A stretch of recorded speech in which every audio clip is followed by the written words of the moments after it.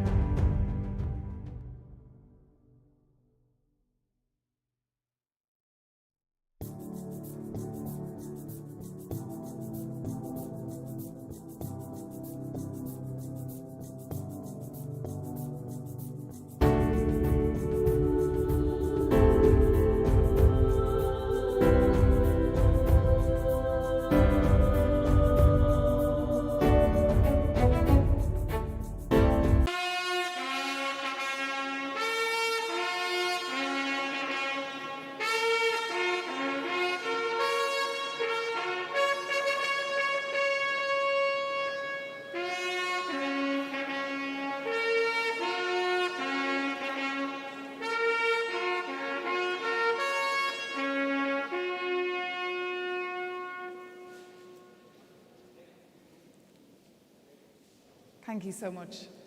And a very warm welcome once again to you all to day 2 of the State of the Union here in Florence, the annual summit for high-level political reflection on the European Union, taking place now for the 12th time.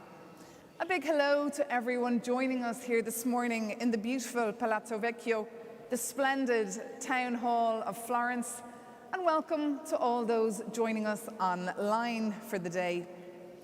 My name is Maeve McMahon. I'm a journalist with Euronews, normally based in Brussels, and I'm delighted to be joining you here today for what will be a riveting day, reflecting on the role of Europe on the global stage, from climate to the economy, to the war in Ukraine, to geopolitics. Get in touch, have your say, and use that hashtag SOU2022 on social media when you're having that say. For online audience, you can use the Q&A box if you're on the event platform and the chat box if you're following the live stream on the SOU website. Now, just later on, we'll be hearing from the President of the European Parliament, Roberta Metsola. We'll also be hearing from the European Union's High Representative, that's Josep Borrell. We'll be hearing from the EU Commissioners Gentiloni and Ferreira. But first, allow me to introduce our host, the Mayor of fabulous Florence, that's Dario Nardella, who'll be joined then by the President of the Tuscan region, the President of the Florence Chamber of Commerce, and also the President of the EUI, and that's Renaud. Dehousse. The stage is yours. Thank you so much, and welcome everyone. Thank you. Good morning. Welcome to Palazzo Vecchio, welcome to Florence, and to the State of the Union 2022. First of all, let me thank the authorities and guests present here, the European University Institute. In particular, I would like to thank Renaud Dehousse and Marco Del Panta for the great commitment for this new edition, and all those who have contributed to the organization of this event. Takes place in the background of a war due to the Russian invasion to Ukraine. Let me reiterate the utmost solidarity and the full support of the city of Florence and all the members of the Eurocities, and my personal for the Ukrainian people and government. Just today, we will have a delegation of Ukrainian mayors, and especially the mayor of Bucha, the symbol of destruction and of suffering of Ukrainian people. For us, May 9 is the Europe's Day, and for us will be the day of the beginning of a reconstruction of Ukrainian cities. This State of the Union coincides also with the conclusion of the Conference of Future of Europe, the biggest experiment in participatory democracy ever accomplished in the European Union. Just a few days ago, the conference plenary adopted its proposals to be presented to the joint presidency.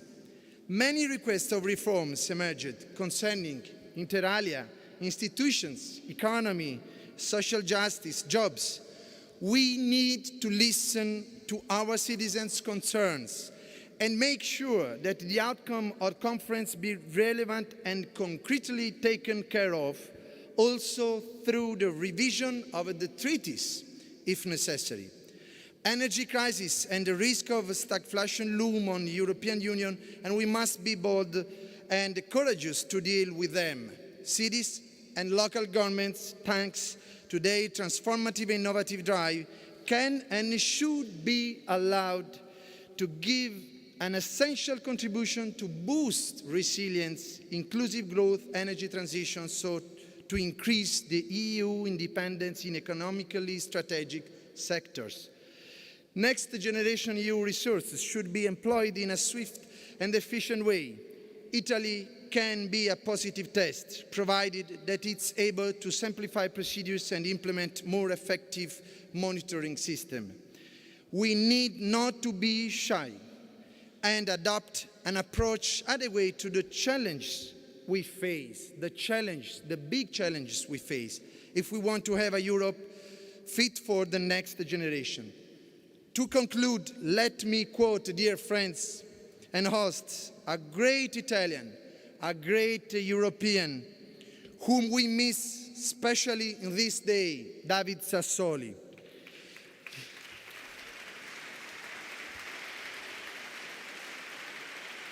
Who was born in Florence, as you know. And just here, in this room, surrounded by these beautiful frescoes representing a war, he gave a speech and he said, with prophetic words, when we have reached the end of the European construction, because we are still on a building site and we have to keep it going, we have to write a nice sign, work in progress, when the European construction will be finished. And so many walls will have collapsed and the nationalist spirit will vanish to bring out how good it is to feel Italian, but without this national spirit that makes us separate and different and divided from others. What will there be in the end?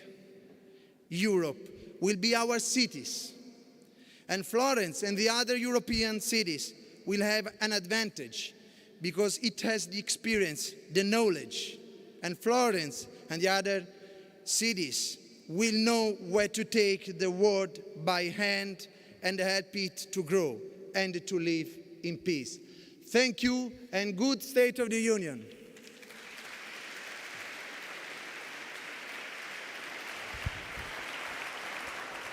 Thank you so much to you. Thank you for hosting us here in beautiful Florence. Despite the rain, we're having a wonderful time, so thank you so much.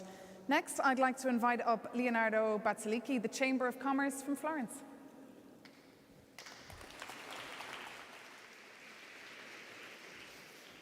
Buongiorno. One in English, one in Italian. How our suggest has. Buongiorno, benvenuti. Good morning and welcome. I represent the businesses of our region, but also the businesses of the entire Europe, because we share common values. We share the wish of having a great Europe. Europe brings us all together. So it's this big, but we have small things that divide us.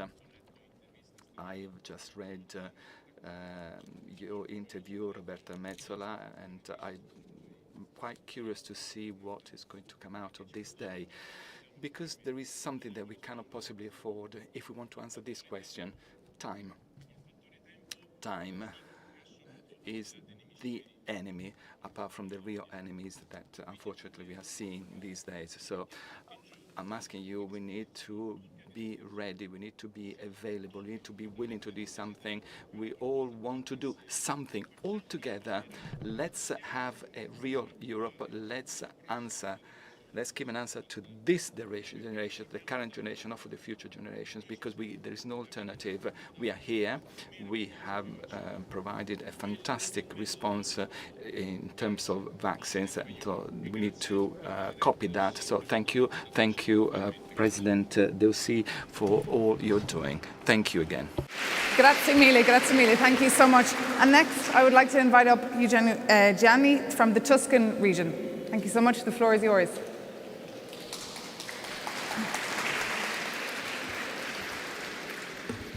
Welcome in Florence, welcome in Tuscany. Io sono a salutare. I'm here to greet you. I'd like to greet the President of the European Parliament. We are honored to have you here. I would like to welcome the EU commissioners, the members of the European Parliament, and all of you are here. The State of the Union is a big event that is part of a larger festival lasting from the 5th of May to the 12th of May. It's a festival about the European Union revolving around Europe Day, 9th May. Today, Europe Day is something that we should celebrate to underline the need for the European Union to make a step forward, and through the representation of the people, through the strengthening of its decision-making mechanisms, and through the acceptance of the Ukraine in the European Union, well, the European Union should play a key role in the world together with the large powers such as United States, Russia, India, China. There is more and more need for a European Union. Faced with the Russian aggression against Ukraine and facing the tragedy of the Ukrainian people, I believe that the European Union should absolutely make a step forward, or it will be always in a quagmire. It will be stuck. And we are searching for want a stronger Europe, a more solidarity-based Europe. And here in Florence, we have organized a week-long series of events to express this consideration. The European Union should be up to its history, to our identity. We have a strong cultural identity. In 2022, we are celebrating the Memorandum of Understanding which led to the creation of the European University Institute here in Fiesole, close to Florence. And today the EUI is a major education institute and helps train European young people, and we are very proud of what is being done here in Florence. And I'm also very proud of what we are doing to celebrate European culture. We are here in a beautiful room with the frescoes by Vasari, the statues by Michelangelo. The Renaissance is really surrounding us, and in this environment I would like to stress that the European Union should really make a step forward also based on the strength of its culture. Altogether we can build a better future, we can build a better world, a more peaceful world, a world in which we all know where our values stand. And having said that, I would like to thank you once again for being here, and I would like to congratulate you for the wonderful organization of this series of events that are aimed at promoting a stronger European identity and culture and a stronger EU role on the international scenario. Thank you so much. That was, of course, the president of the Tuscan region there, setting the stage for the second day of SO2. And now, ladies and gentlemen, I would like to invite up on stage the president of the European University Institute, that's Renaud, Dehousse.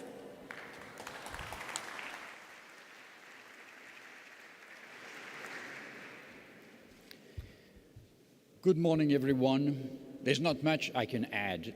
Be reassured to the many nice things that have been said by the first speakers, but I think it's important for me, on behalf of the European University Institute, to just say what this event, the State of the Union, means for us.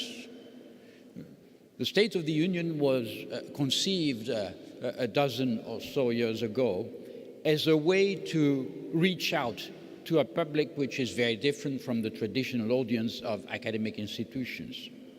And I think, with the benefit of hindsight, it can be said that it has succeeded in putting Florence on the map of those places where important reflections and discussions take place on the future of Europe.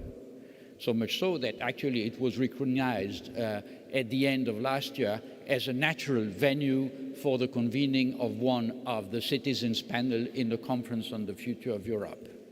This is always a high point in the activity of the Institute, but it's also a rare opportunity for us to reach out to the territory around us and to the people in this area who are natural partners for many things that we do.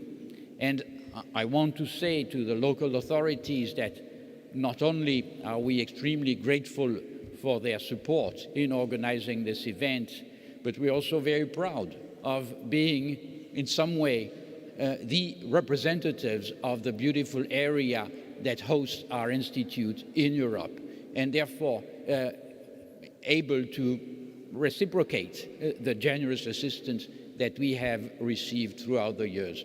Thank you to everyone, and now I wish you all a very pleasant day of discussion and an engaging debate.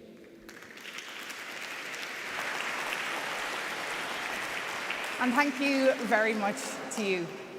And now, ladies and gentlemen, I would like to invite up on stage Roberta Metsola, that is the President of the European Parliament, who just had marked 100 days in office, but is already a well-known face across the continent. So Roberta Metsola, the floor is yours. So nice to see you here in Florence.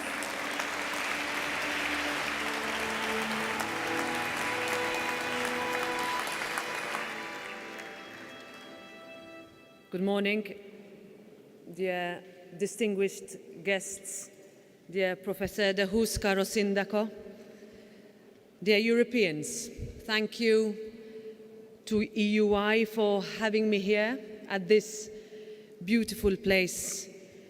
The EUI represents a real public good by contributing to and sharing our European heritage and values between academics and being the link between academia and policymakers. La prima cosa che vorrei fare.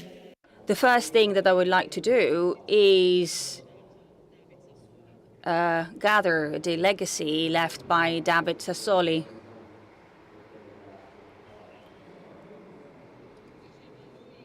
He used to say that he was in love with Florence. But David was a fighter for the European Parliament, for us, for Europe. He believed in the power of Europe to forge a new path in this world. Question that we have before us today. But before we examine what Europe should be, I believe we need to better understand what Europe is, and more importantly, what people want Europe to be. In my first address as President of the European Parliament, I described myself as part of the generation that sees no old and no new Europe. We are the first of the Erasmus generation, the last of the Wałęsa, Kohl and Havel generation. What I meant was that I am part of the Europe generation. 18 years ago, on the 1st of May, I was standing in Valletta with what felt like the entire country at midnight, staring across the sea in our grand harbour as we counted the minutes and the seconds until Malta, together with 9 other countries, joined the European Union as member states. I still recall the feeling of unbridled possibility, hope, and belief in the future. A sort of sense of homecoming, of victory in the potential of our people, of relief, of joy, feelings shared by millions across Europe. With war in Europe today, it is that spirit, that sense of purpose, of enthusiasm, of a clear direction that I want our European project to recapture. People in Ukraine, in Moldova and Georgia, and still in the Western Balkans, are now looking to Europe with the same sense of belonging and hope. And I want people to believe as we did. And to do that, we need to understand that we are not just an economic bloc. We're not just about free movement or about abolishing roaming charges. For my generation, Europe is, as cliché as this might sound, about a shared dream, about shared values, about a shared future, about coming together. To us, Europe is the future. It has always been the future. However, we cannot deny that over the last years, polarization in our societies has increased. There are still too many people who feel lost, let down, and left out. At the same time, many will now look to Europe and to our institutions for leadership. And we need to be able to respond. We need to be able to lead. We must counter the anti-EU narrative that takes hold so easily and so quickly, mis- and disinformation enhanced by bots and fabricated in Russian troll factories. Europe is about the defense of multilateralism, the understanding that we can only face the future together. Ladies and gentlemen, leadership requires a capacity to also be self-critical. And we must acknowledge that there exists a gap between what we believed, what people expect, and what people is able to deliver at the moment. The events of the last months with Russia's brutal, illegal, medieval invasion of Ukraine has accelerated the need for Europe to create the tools and the processes that it needs to lead in this new and uncertain world. There is a pre-February 24th reality and a post-February 24th reality. And the world has changed. We must understand that the weight of the global democratic order now rests more heavily than ever before on Europe's shoulders, and we must be able to carry it. It is our whatever it takes moment, a moment that comes once in a generation, a moment where we must understand that Europe is also on the streets of Bucha, in the tunnels of Mariupol, in the cellars of Irpin, on the shores of Snake Island.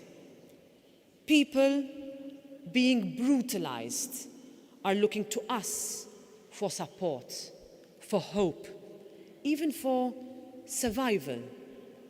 They understand that there is no alternative to Europe.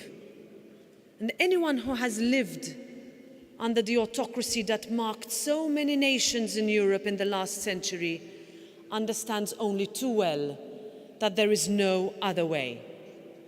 Now, Europe may not be perfect, we are far from perfect, but we represent a bastion of liberal democracy, of personal freedoms, of liberty of thought, of safety and security, where you can be whoever you want to be, a way of life and living that we perhaps have taken for far too long for granted. In Europe, we celebrate differences. It is what enables us to develop and what will enable us to become stronger, what makes us unique, what makes us European. Putin's grave mistake was assuming our differences were a weakness, our defense of fundamental rights a sign of feebleness. He was wrong. In democracies like ours, these are our strengths. These are our foundations for the next steps. They are our legitimacy, and they are our compass. And this is why we have accelerated our moves towards building a new security and defense union. Why we must and we will disentangle our dependencies from the Kremlin. Why we will end imports of oil, and why we must follow through with our policy of zero gas from Russia. why we will continue with sanctions and aid to Ukraine, why we will and must rebuild Ukraine, why we will care and welcome all those who flee Putin's bombs, missiles, and atrocities. And this is why Ukraine will win. And this is why Europe will be ready for the next generation. Turning to our populations, it has become increasingly clear that European leaders cannot fail to address rising prices and the increasing cost of living that are hitting hard. And for European businesses, in a globalized economy shaken up by the consequences of war, the European Union must continue to encourage and support them as they diversify away from Russia. But again, we must be honest. We can mitigate the consequences as far as possible, but our way, our European way, is worth a cost. It is worth defending, and it is worth the price we must pay. Europe has shown the world unprecedented determination, solidarity, and unity against the war. Of this, I am proud.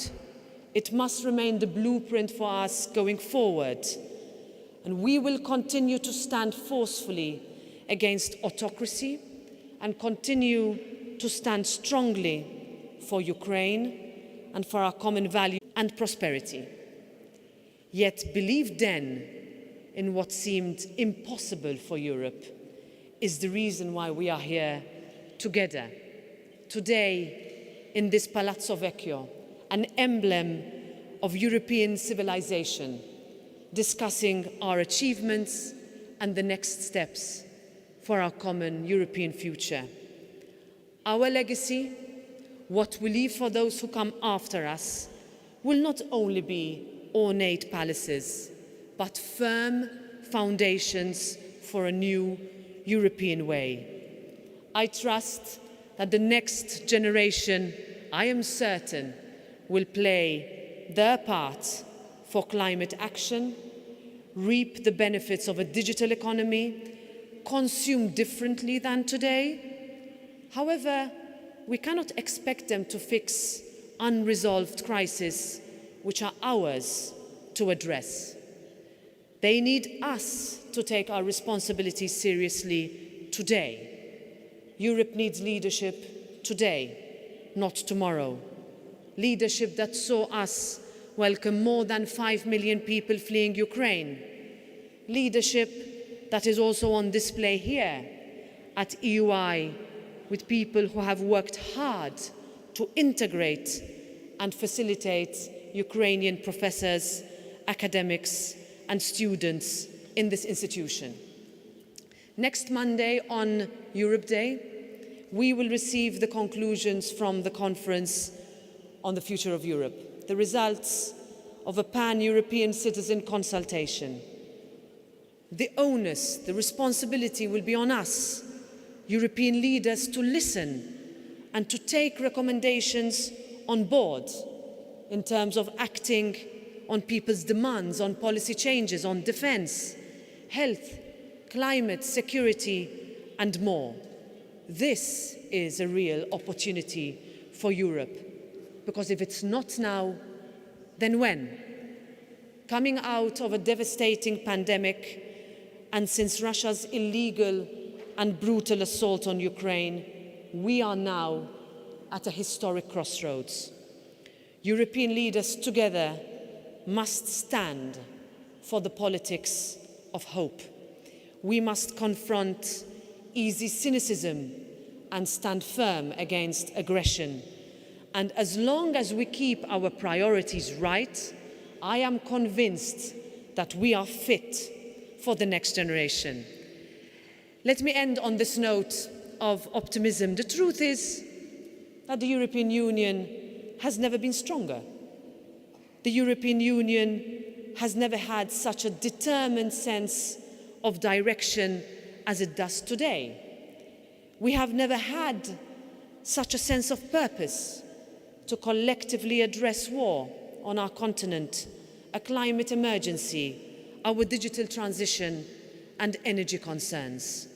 We have never felt such an urge to stand together against threats to peace and prosperity. We have never been more determined to stand up for European fundamental rights of democracy, liberty, solidarity, and equality. We know the threats that we face, and we know that we must confront them. So let us have confidence in ourselves. Let us believe. Thank you. And thank you very much. Thank you so much. That was, of course, the President of the European Parliament, Roberta Metsola, setting the scene there for the second day of SO2 here in Florence about Europe's whatever it takes moment. I'd also like to thank the Mayor of Florence for being here this morning with us, also the President of the Tuscan region, the President of the EUI, and also the President of the Florence Chamber of Commerce. But now we can move on to the next part of our morning and invite up on stage the European Commissioner Elisa Ferreira, the European Commissioner in charge of Cohesion and Reforms. She'll be sitting down with Stefano Polli. He's the Deputy Director of ANSA, the well-known Italian media. So you can put your hands together for them. Thank you so much.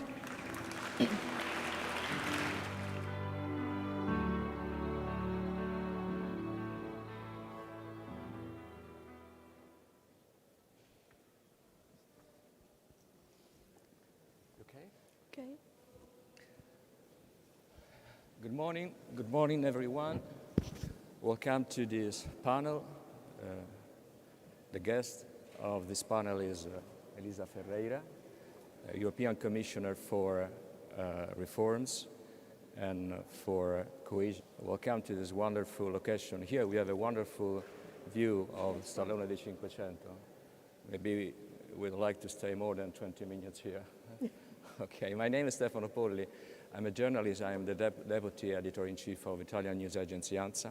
ANSA is media partner of the State of the Union. It's a great pleasure for us, a great honor. We have 20 minutes, so if you don't mind, I'd like to go straight to the first question. Please go. Okay. European Union has gone through a very difficult and complex period in the last Ukraine.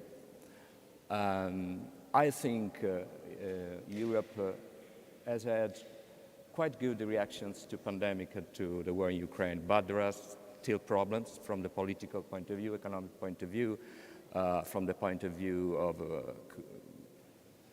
political and economic. And my first question is about the refugees from Ukraine. You have about 5 million of refugees in the European Union, people who want to go to Europe just to save their lives. They leave all they have their houses. Which is your comment? What do you think of a European reaction in the face of the war, in the face of this incredible flow of refugees? And furthermore, would you be so kind to explain to us what Europe has been doing to help these people and also to help the countries who have welcomed the refugees? Well, thank you very much, first of all, for this conference, for this meeting that is very useful and needed in such critical moments in European history. And you are right. I think the challenges we have gone through in these last 2 years or so are very challenging, but at the same time, we managed to go back to the fundamental values of Europe. So we were together facing the pandemic, and it was one of those historical moments where Europe grows after a crisis, becomes stronger, becomes more integrated. And also in what concerns specifically the reaction to the Ukrainian invasion, I think we all felt, we as Europeans, we felt that these values of democracy, of freedom, are not guaranteed. We have got to permanently fight for them.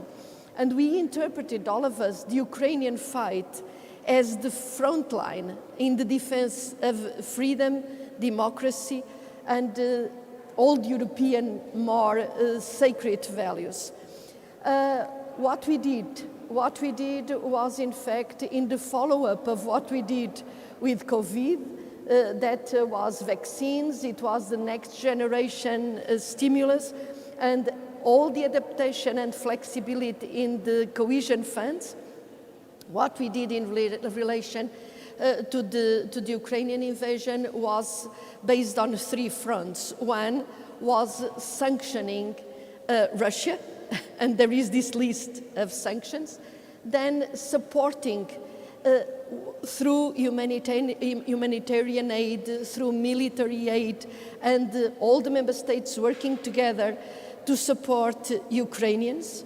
And the third dimension was to support member states that welcome refugees. And from that perspective, also from a cohesion policy perspective, again, we managed very quickly to introduce flexibilities in the normal legislation of cohesion policy. So you all know the European Regional Fund, Social Fund, so that we can reimburse member states that welcome refugees up to 100% of their expenditures. We front-loaded a support of 3.5 billion euros for liquidity purposes, and also all these expenditures that have the nature of not generating necessarily an invoice, like people, like NGOs that are spending a lot of effort and costs in supporting these families and these refugees. They can, per each refugee, you have a kind of a per diem for which you don't ask for an invoice or any bureaucratic work of around 40 euros per person per week. And this is the kind of oversimplification of the instruments we have. And this is offered to all the member states in order to help them. This is not the solution, but altogether, I think we are all working in order to minimize the psychological and the physical costs and creating the conditions for a swift and human integration of these people in such a terrible time in their lives. So in a nutshell, this is what we are doing, and we are always introducing more and more elements as we are trying to respond all together to the challenges that we are facing. But I think this sense of unity and this sense of humanity and this sense of fighting for democracy is a refresh somehow of our core values, and I think this is one of the lessons to be learned. Thank you.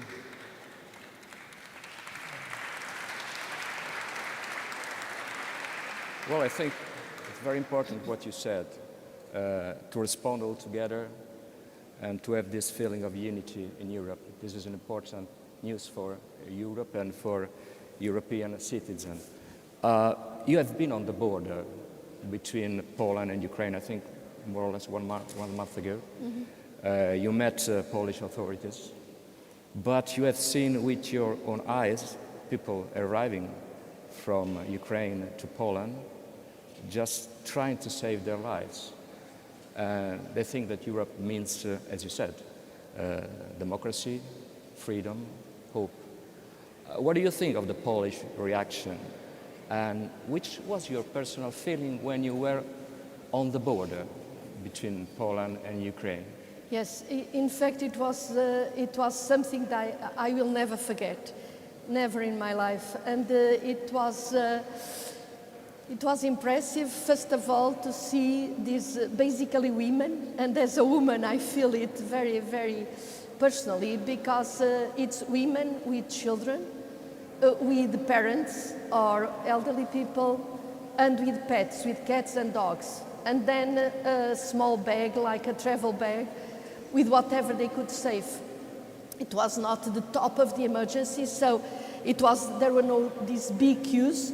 They had been there 2 weeks ago, and it was extremely cold, and you feel in yourself how it would be to stand in a queue for hours and hours with your kids, with your parents freezing. So in fact, the work that was done at the border, and the mayor of Warsaw is here. I met him.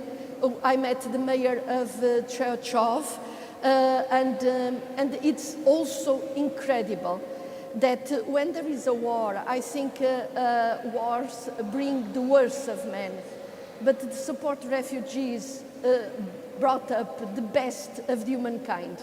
And it's amazing to see how the Polish people opened their doors, they gave whatever they had, and they are accommodating all these families also through the NGOs, the local municipalities, the cities, and in fact they adapted everything, respecting, and this is another aspect I would like to underline, the dignity of humankind, because in fact people were received and there was a lot of care.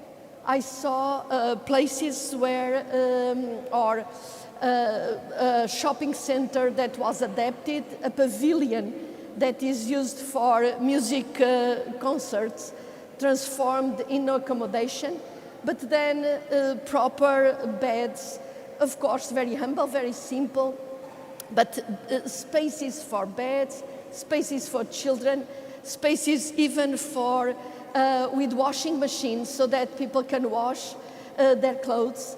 I mean, a place where the gifts for animals and everything was very, very well looked after so that people felt that they were kind of guests and not refugees. And it was very touching to see around the tables when we were talking with people, the NGOs, from all different countries, from all different people. So you sit around the table at a certain moment.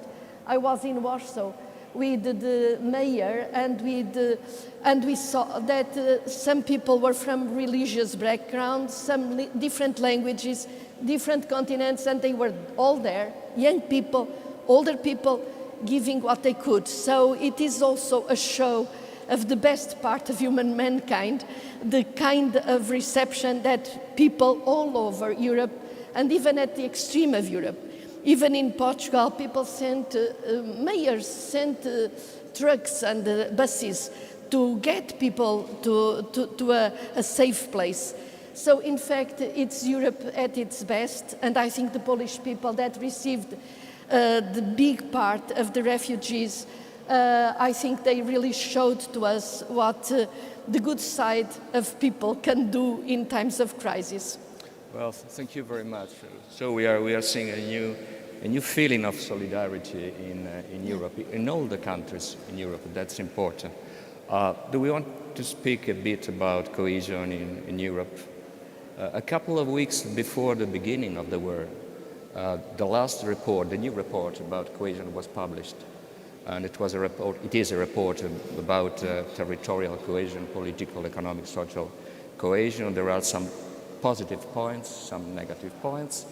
Well, I think cohesion in Europe has improved, but having said that, there are still some problems. The question is, are you satisfied of the job done? And what could or should Europe do in the coming month and in the coming years? Well, thank you for having noticed the 8th cohesion report. In fact, cohesion policy is one of the most structural common policies in Europe, and it is very much needed. You cannot, to simplify the message, you cannot have a free market, full competition, if you keep having unequal capacities to compete across Europe. So the weakest would always lose and the strongest would always win. And also you can add to this the fact that The concept of democracy requires that you have equal chances and equal access to what you consider to be the basic public goods in the democracy, European democracy of the 21st century. So I'm not only talking about sewage and water, but also about access to education, access now more and more to internet, access to culture.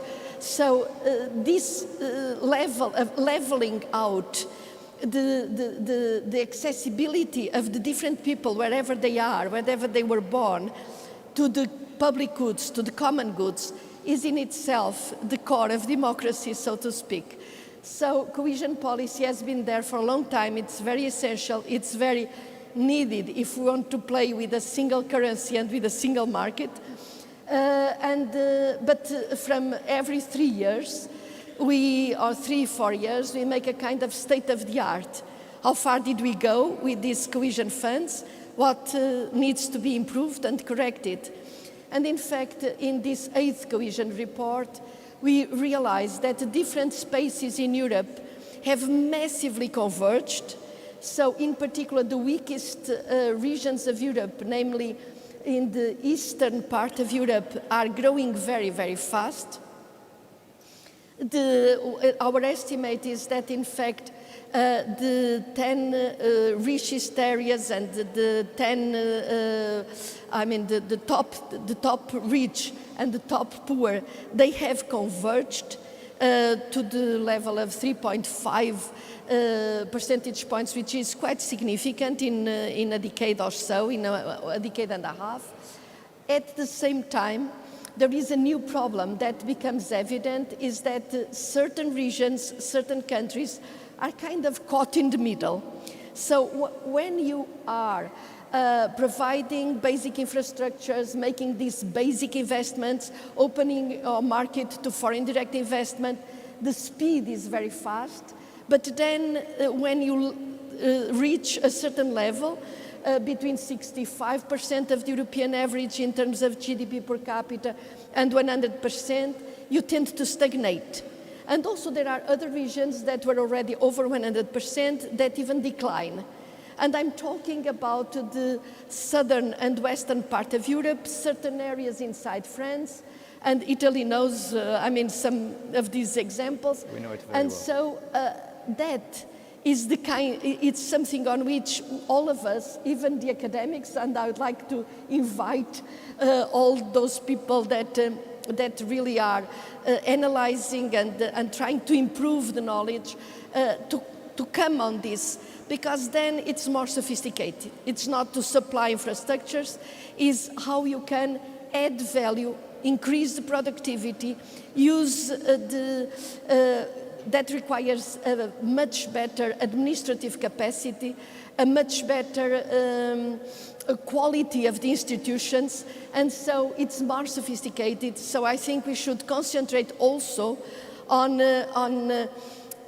having a lot of care in relation to this middle income. And you see that the next generation is not improving in relation to where you were, and you have brain drain, you have a lack of adequate opportunity jobs for young people.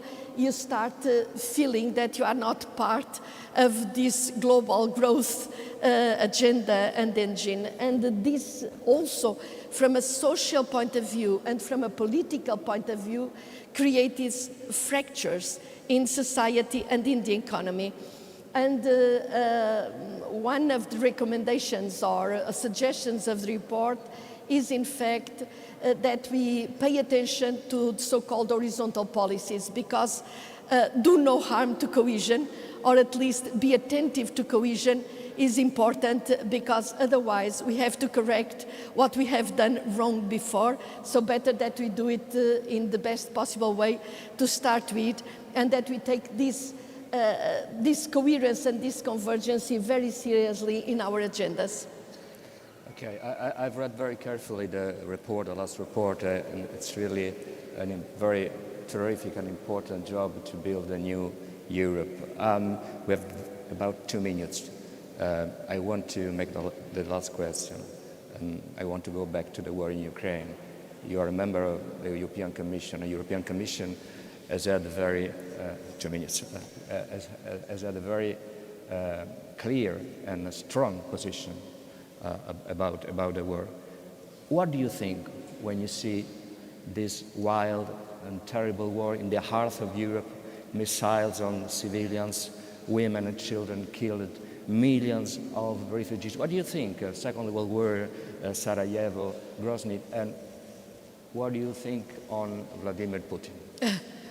Well, it's a very difficult question. I think everybody in this room probably thinks the same. But I think probably his dream is to stay in history as a hero. He will not be remembered as that. He'll be remembered as someone that really was out of this century, out of the core values of the 21st century, and that I'm absolutely sure has been defeated, and he will be one of the losers of history. I think that's my hope, and I think he already lost in the sense that Europe became more united in a way that we were.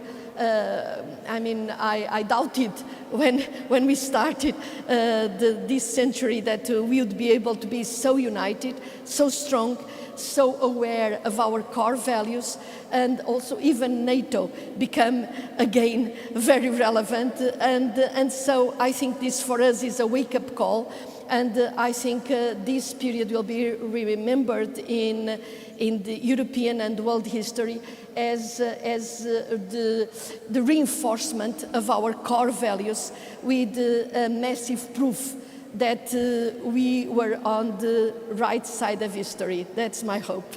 Thank you, Elisa Ferreira. It was a great pleasure to meet you. Thank you for kind attention. Have a good day with the State of the Union.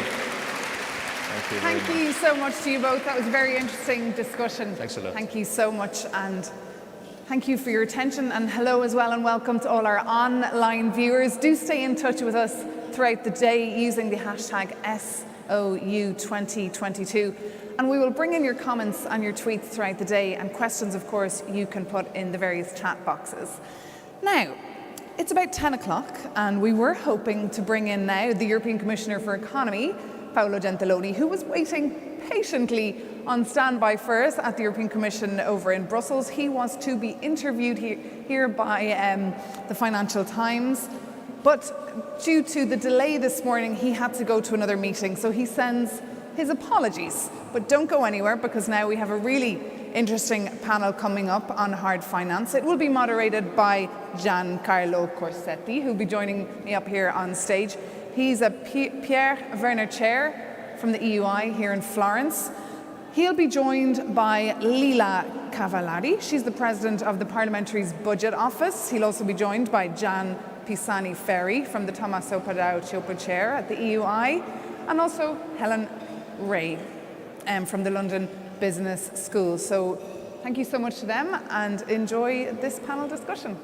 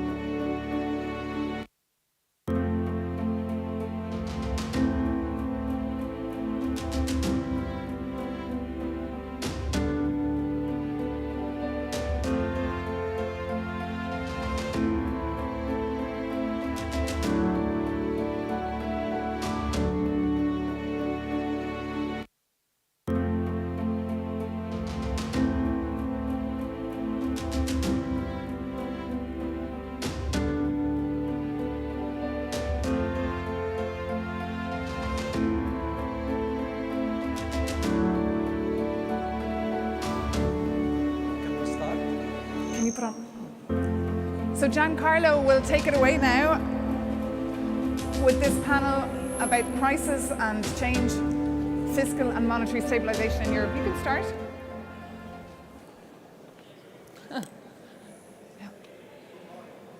Can you hear me? Welcome to the panel on the policy mix in Europe. Ideally, welcome to the panel to the policy mix in Europe. Good morning. My name is Giancarlo Corsetti. I am the Pierre Werner Chair at the European University Institute. Pierre Werner, as you know, was a key contributor to European integration, the ideals and the pragmatic approach to it. Luxembourg keeps being an important player in the process.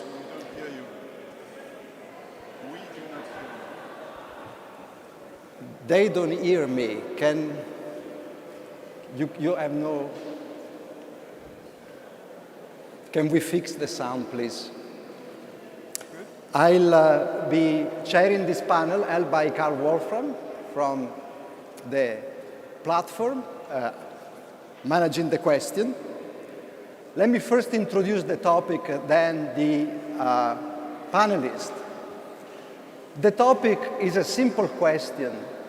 Which policy instruments Europe can and should count on to deliver, to maintain macroeconomic stability, financial stability, fiscal stability in the years to come?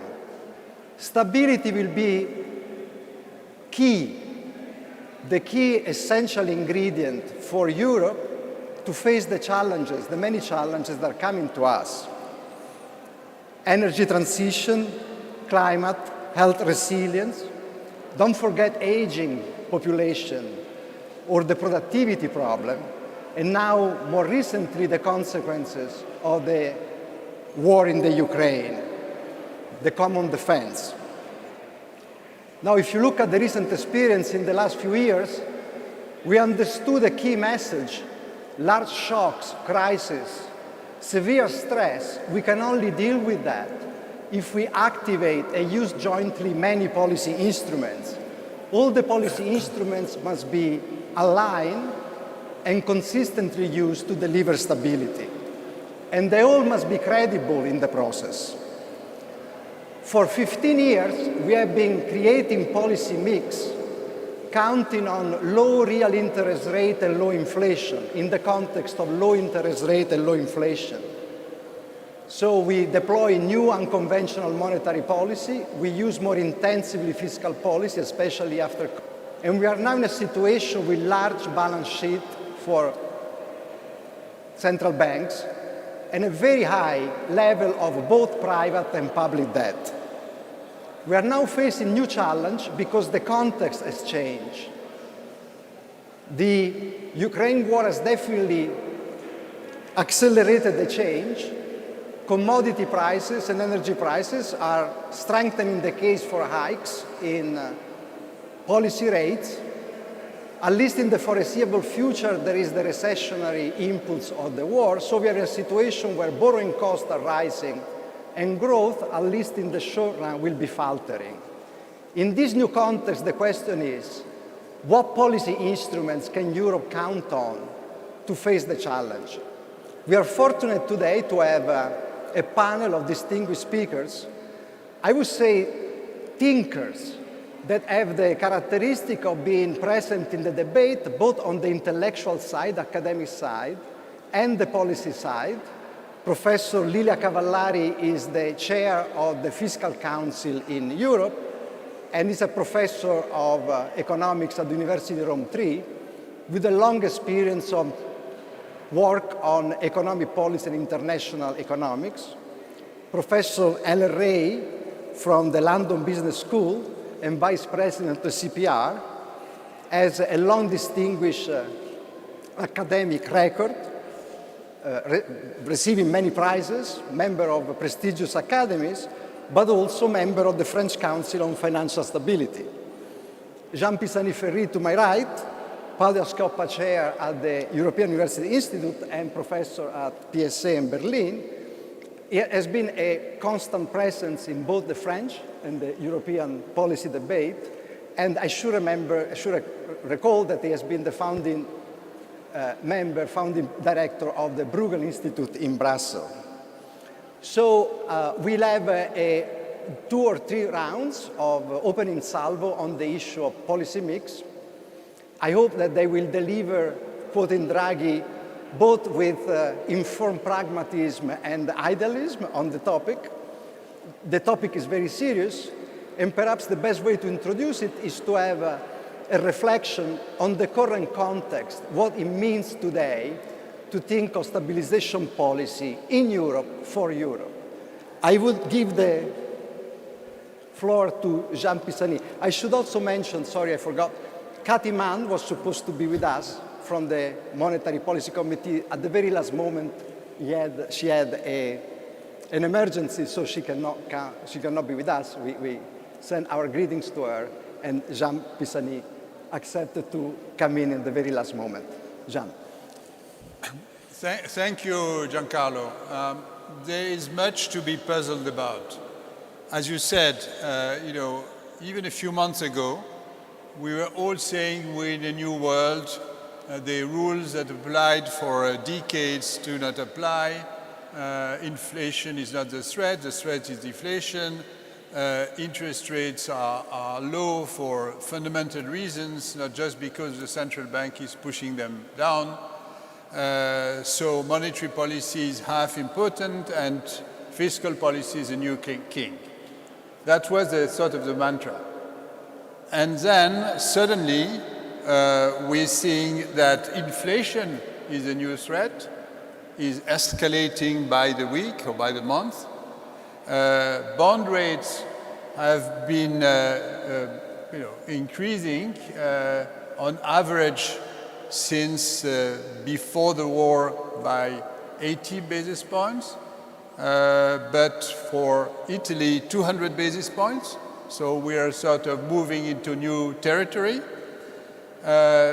Monetary policy now, you saw the decision by the Federal Reserve to increase interest rate by 50 basis points, and markets were relieved by the fact that it was understood that next time they wouldn't increase them by 75 basis points at once. And fiscal concerns are increasing. So the question is really, what's permanent, what's temporary? I think we should keep, let me put forward, we sort of should keep some distance with these developments. There's a big difference between the EU and the US. In the EU, most of the inflation is imported. Most of the inflation was made abroad. It's a consequence of what we've seen on commodities markets and the added consequence of the war. In the US, a large part of inflation is homemade. We don't have that in Europe. I mean, the US, inflation is largely the consequence of domestic policy mistakes that were made a year and a half ago or 2 years ago. It's shared between Trump and Biden. In Europe, it's not the case. So first thing we should keep in mind. Second, on the debt consequences of what we're seeing, don't forget that yes, interest rates are increasing, but inflation is has increased even much more. So if we compare the situation we had before to the situation we have now, the situation we had before, typically we had a sort of a zero interest rate on bonds. We had inflation around 1%. So the real interest rate was -1. Now we have typically interest rates at about 1% for the safe bonds, inflation 5%, so the real interest rate is -4. So really in terms of the debt dynamics, situation has paradoxically improved, not worsened. So in fact, yes, there will be consequences of this shock, but let's keep that in mind. So let me conclude on one thing on the priorities for the EU. The priority is to find the right way to cope with a massive, absolutely massive shock we're facing, which is that we were paying our energy 2.5% of GDP in 19, so before COVID. During COVID, it went down. At the prices of the beginning of this year, it was already 5% of GDP. Now with the prices of oil, the price of oil of yesterday, it's 6% of GDP. So 3.5% of GDP in terms of income has been taken away. So that's what we have to cope with the consequence for inflation. So I think there is a case for combining fiscal and monetary policies to address this shock. And it's good that we have two instruments, because we have to cope with the shock to income and the shock to inflation. And that's the combination we have to find. So I guess the natural continuation of this conversation is sustainability. We had a big concern about that sustainability, both private and public, but what is more complicated than that is that there is also an emergent concern for environmental sustainability, health sustainability. I would invite Lilia, Cavallari, and Ellen to elaborate on this, given the new context. Thank you, Giancarlo, and thank you for having me. It's a great pleasure to be here. Just anticipating what I will elaborate more later, this requires a change in European fiscal rules.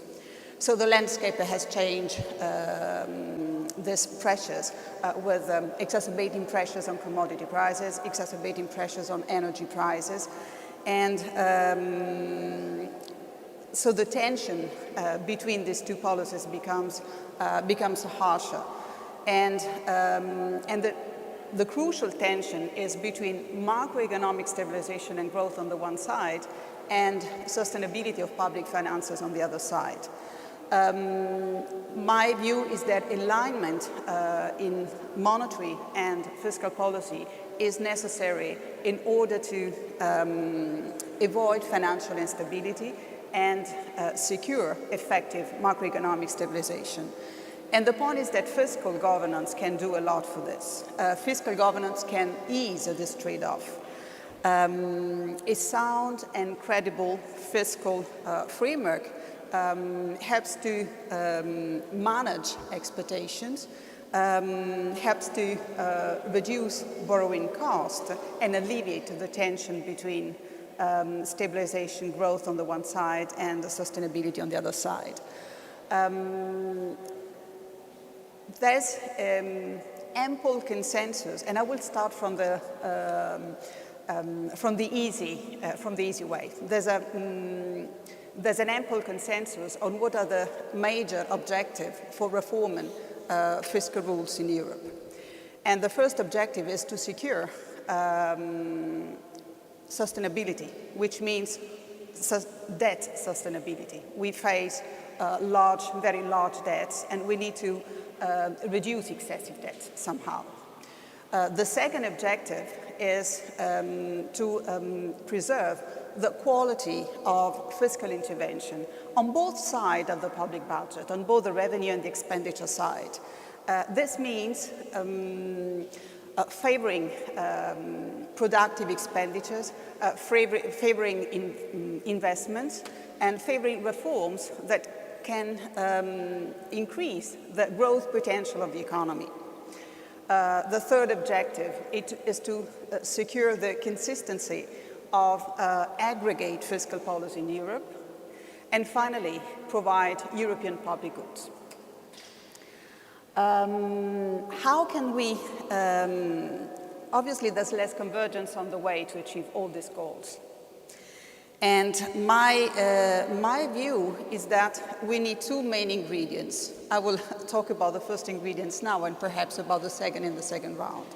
So the first ingredient is we need to revise fiscal rules and we need to revise them in line with country-specific consolidation programs in mind. What does that mean? That means that consolidation plans must be agreed with EU institutions. So first element, agreement with EU institutions. Second element, these consolidation plans, so these plans for reducing debt, must be tailored to country-specific needs. Somehow this is the template that we have already seen in the national resilience and recovery plans. Compliance with the agreed program helps to establish the credibility, helps to anchor expectations that fiscal policy is on a sustainable path, while country-specific differentiated targets, differentiated milestones help to provide space for measures that increase the growth potential of each economy. So this combination is what I would say is crucial to proceed along what Mario Draghi has called pragmatic federalism. Okay, I will come back to the second leg of this in a while. Helen, do we need a change in the narrative, the frame of policy making for this? Yes, but before getting into that, I would like to comment a little bit on the current situation along the lines of Jean and Iliana. So I think it's extraordinarily difficult right now to be a central banker. So let's face it, after many years where central bankers had trouble to hit their inflation target from the bottom, they were below 2%. Now they have a succession of supply-side shocks, which were all pretty unlikely. COVID, with a big effect on supply chains, and now the Ukraine war, with the effect on energy prices and also food prices, and also now still the COVID shocks playing out in China, with major lockdowns still there underway. All these events were relatively unlikely ex ante, and it turns out that they happen all in rapid succession, one after the other. So the effect on inflation has been very large, and we have seen in almost all areas of the world, except Japan, we've seen an increase in inflation. Of course, the worry of central banks right now has to be, is this inflation getting entrenched in the expectation of wage setters, the expectation of households, and so is it going to be persistent?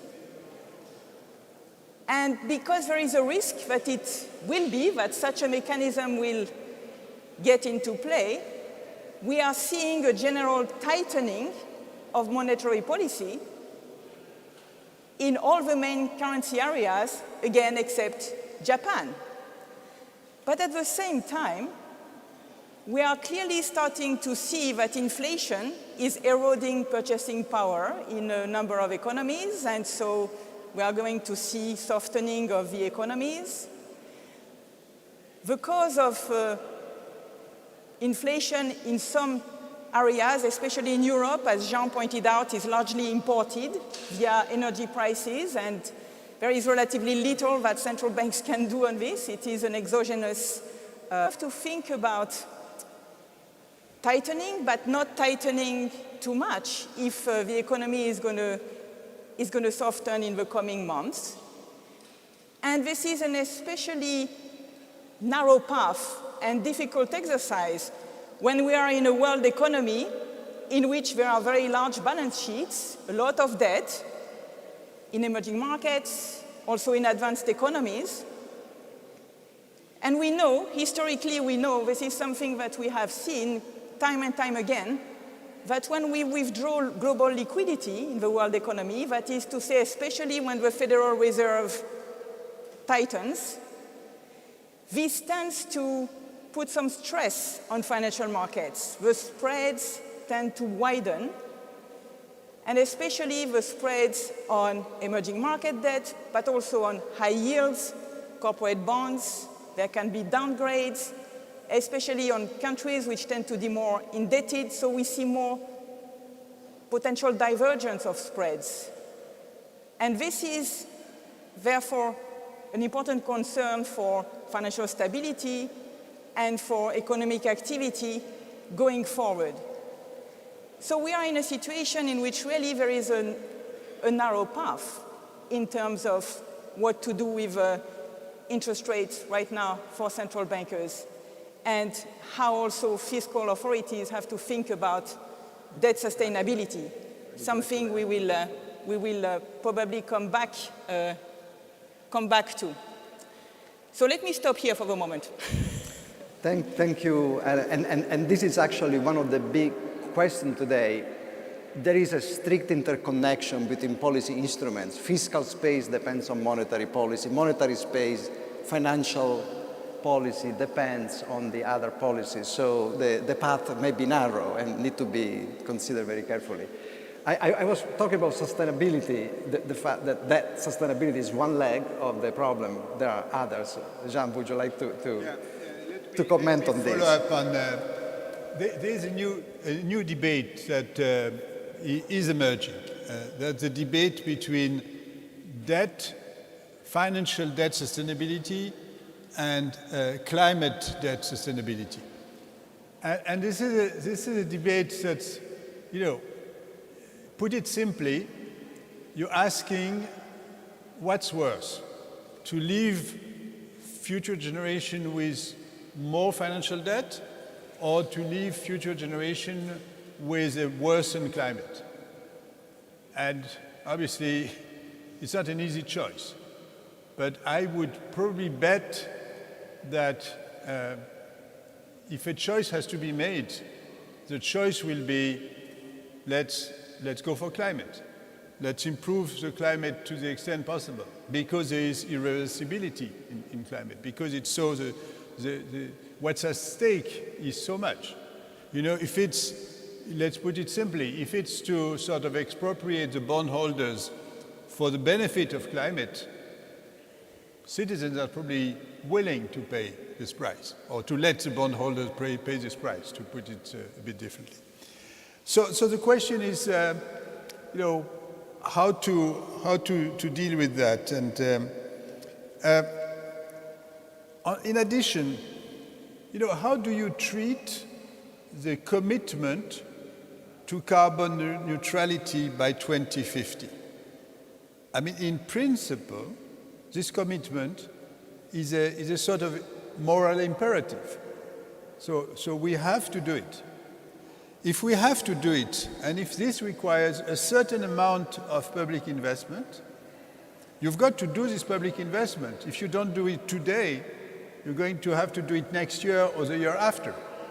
So to postpone is no solution, because you have to do a certain amount of investment. And a certain amount, a certain part of it has to be public. I mean, we can discuss what's ought to be public, what ought to be private, but public buildings, they're going to be of the responsibility of public authorities. You're not going to let the private sector pay for the installation of public buildings. So there are a number of things that belong to governments. The sort of rough estimate is that probably 1/3 of the 2% of GDP additional investment per year that needs to be undertaken belong to government.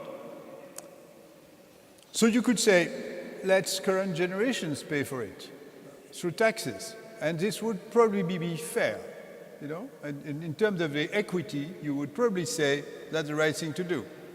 But if current generations don't want to pay with taxes, there is a political economy dimension. They may look at it and say no, or, see the reaction to the carbon tax.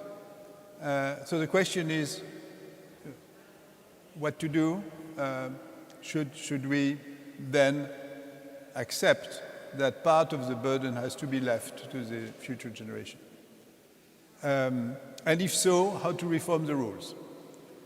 There are a number of interesting discussions on the table about reforming the rules. So at least one thing we shouldn't do is to make a sort of wholesale exception for green investment, because everything would become green. So there needs to be a narrow definition of it. But then you could say investments that qualify, they're exempt, they're outside the fiscal rules. That's one proposal that has been made. Another interesting proposal is to say, let's have a common instrument and let's give access to this common financing instrument, provided states first maintain fiscal sustainability, apart from, if you leave aside this green investment, so they comply with the rules. And second, that their investments, they correspond to common goals. That's a proposal that has been made by a member of parliament, Luis Garicano, and I think it makes a lot of sense. Also, and let me conclude on that, because there's something subtle. The commitment to carbon neutrality, it's an EU commitment. It's a joint commitment. So if my partner country doesn't do its part, that means my burden increases, right? Because for the EU, it's the whole of the EU that's committed to a certain goal. So it's not a pure national responsibility. It's a common responsibility. So there needs to be elements that strengthen this common responsibility.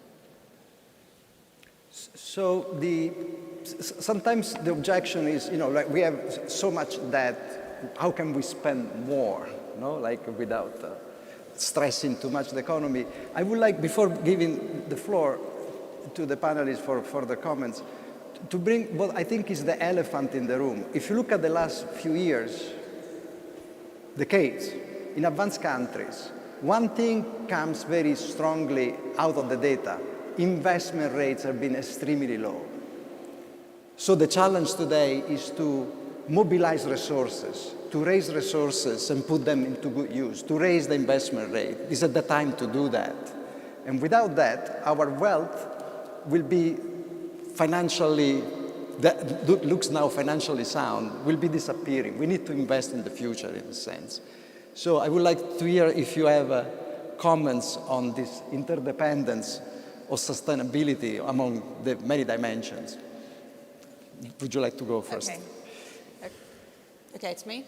Okay. I go back to the narrow path. Narrow path between monetary and fiscal policy. And narrow path means that a too precocious normalization of monetary policy could reduce in a already limited fiscal space.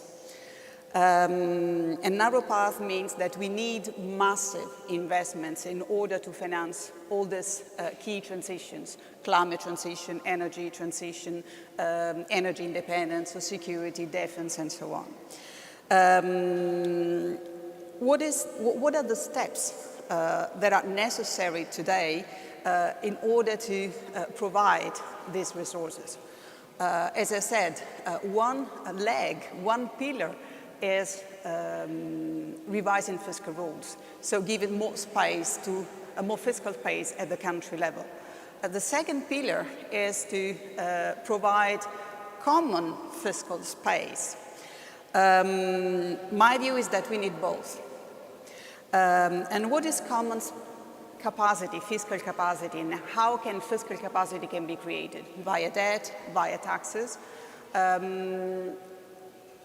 Any solutions, any tool must and needs to minimize moral hazard problems, especially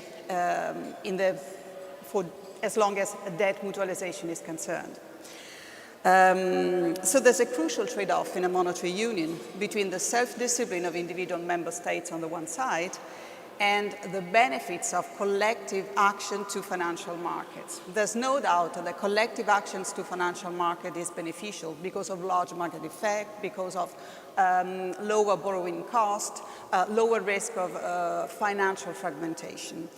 So the second ingredient that I see in order to pave the way to this pragmatic federalism is to exploit the template that we already have in Europe, which is the template of Next Generation EU. And precisely the template for the Resilience and Recovery Facility. What are the basic ingredients of this template that can be used today for providing common fiscal space? 3 ingredients. First, its own borrowing capacity. So the possibility of issuing common assets. Second, the ability to finance with own resources. Third, the ability to combine specific needs at the country level with the pursuit of common strategic goals. In my view, these 3 ingredients, these 3 ingredients is what makes this template a good recipe for the future. Obviously, a recipe that needs to be amended, for example, to tackle spillovers, which is not particularly considered in the current NGU framework. But I see this as an important step toward fiscal federalism. Okay. Ellen. Excellent. So, in terms of sustainability, I think we always do too little, too late. So that's the pattern, always. I can take the example of the pandemics. So COVID, there were lots of studies, IMF study, for example, showing that the EU, for example, could have vaccinated the whole world at relatively low cost, 50 billion. This would have avoided a lot of loss of economic activity, and this would have decreased a lot our liabilities, our debt increases within the EU. So by investing a little bit, we could have had a huge return in terms of economic activity and in terms of debt sustainability. We could have made our public finances a lot more sustainable just by being a little bit more forward-looking, thinking a little bit more about prevention. But we don't do it, typically. We don't do it. In the field of financial crisis, we didn't do anything for a long time. We had a massive financial crisis in 2008, and then the euro area crisis. This increased our liabilities by very large amounts. This increased our debt by very large amounts, 20 points, easily, the financial crisis. Again, by tightening their financial regulation, increasing the cost in the short run, we could make our debt a lot more sustainable. Acting before we get to a crisis makes our debt more sustainable. Paying a cost and making an investment ex ante increase the sustainability of the debt. In the case of financial regulation, we kind of took a little bit of that on board, and we are doing prudential policy.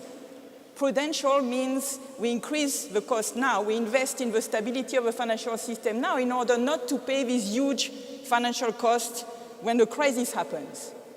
Well, I think in the case of climate, we have to do exactly the same thing. We have to have a prudential approach to fiscal policy. What that means is that we have to take in our debt sustainability calculations the implicit liabilities which we know are coming because of climate change, because also of biodiversity losses, but let's focus on climate, because of climate change, We know that our future liabilities are going to be way higher. We have to take that into account when we measure our debt, when we do our debt sustainability analysis, and take action now in order to decrease those implicit future liabilities.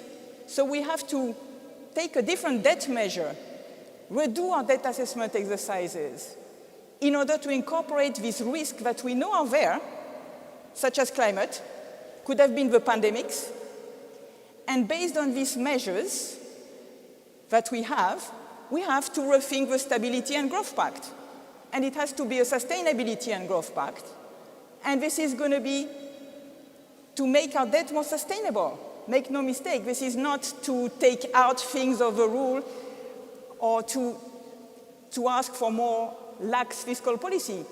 If we indeed make this investment in order to decrease those future liabilities due to climate change, we are going to make our debt more sustainable. Fundamentally, we are going to be improving the balance sheets of the EU.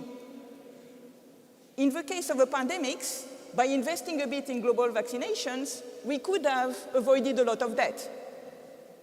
And the EU was big enough to do it. In the case of climate, it's a global public good, climate. So what the EU does is important, but it will depend also a lot on what the other countries will do. However, at the size of the EU already, if we deliver on our goals, we will get benefits on our public finances. But we need to coordinate, and we do need to take into account these implicit liabilities when we do our debt sustainability exercises. So I think here we have to change our way of thinking and really incorporate in our way of thinking these future well-known risks that will create future liabilities down the road, and we should not ignore that, because if we ignore it, we are not going to do the right thing now. So we have to take this prudential approach and apply it to fiscal policy. As soon as possible, the earlier we act, the less costly the action. Thank you. As you notice, taking sustainability seriously actually requires quite a bit of pragmatism, action, information, intellectual grounded views. Let me take some questions from the audience that are actually from the online, that sort of is the natural prosecution of this debate, which is many of these issues, sustainability points to common good, common European good or common global goods. Is there the possibility that action is sort of complicated by a conflict of interest between the central bank raising rates and fiscal space in Europe reducing because of the problem of the risk polarization and fragmentation of financial and economic policy? This has been a big problem in Europe, is a problem as we speak. And let me rephrase the question from the audience also in a different way. Can we have a common army, a common energy policy, a common environmental policy in a situation where any shock creates divergence in financial conditions, in economic conditions? You cross the border from Austria and Italy, you have a totally different kind of borrowing cost and environment and demand. So who wants to go first on this issue? What are the instruments? This situation of asymmetry is with us. I mean, that's the logic of a monetary union.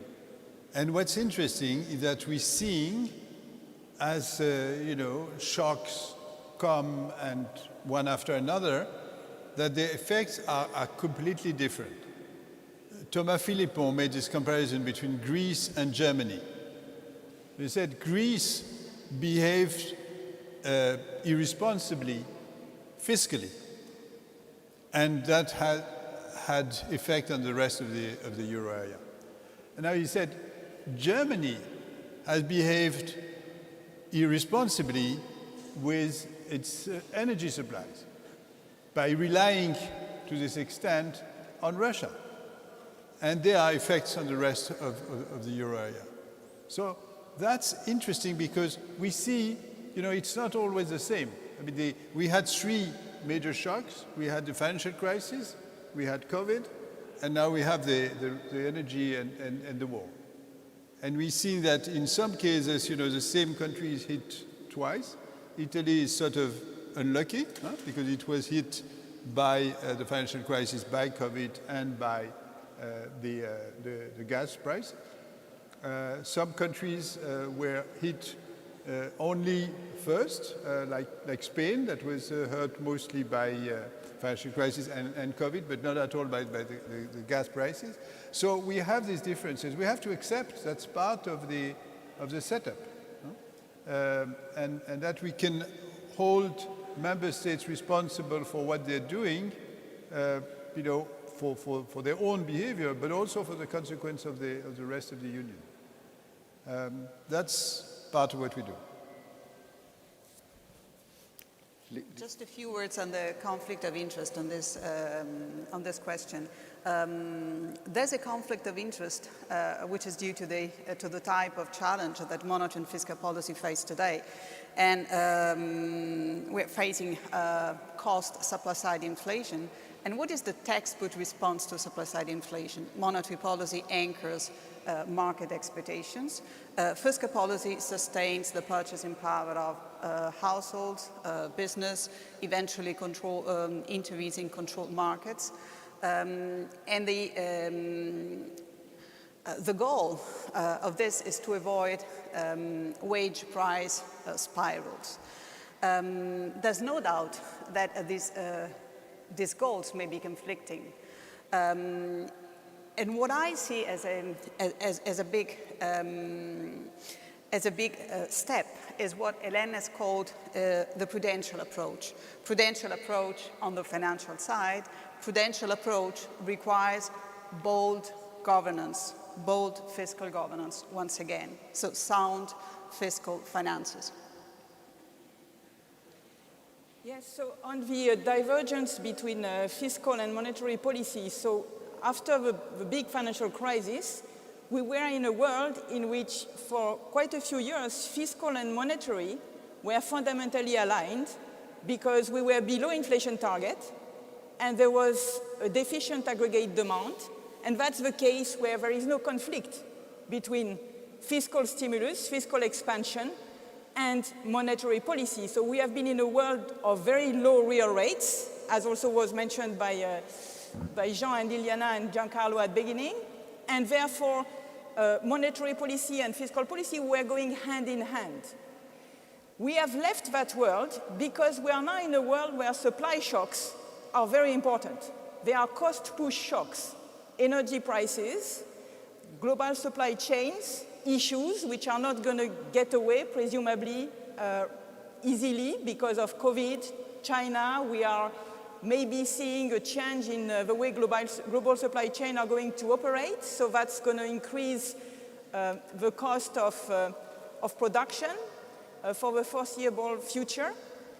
So in that world, fiscal and monetary are not necessarily aligned anymore. They are not working hand in hand. If monetary policy is tightening, as we are seeing now in all the big areas, all the big currency areas, then that puts some tension on the big balance sheets of corporates, of states, and there is a differentiation, usually in the price of risk, which starts to appear.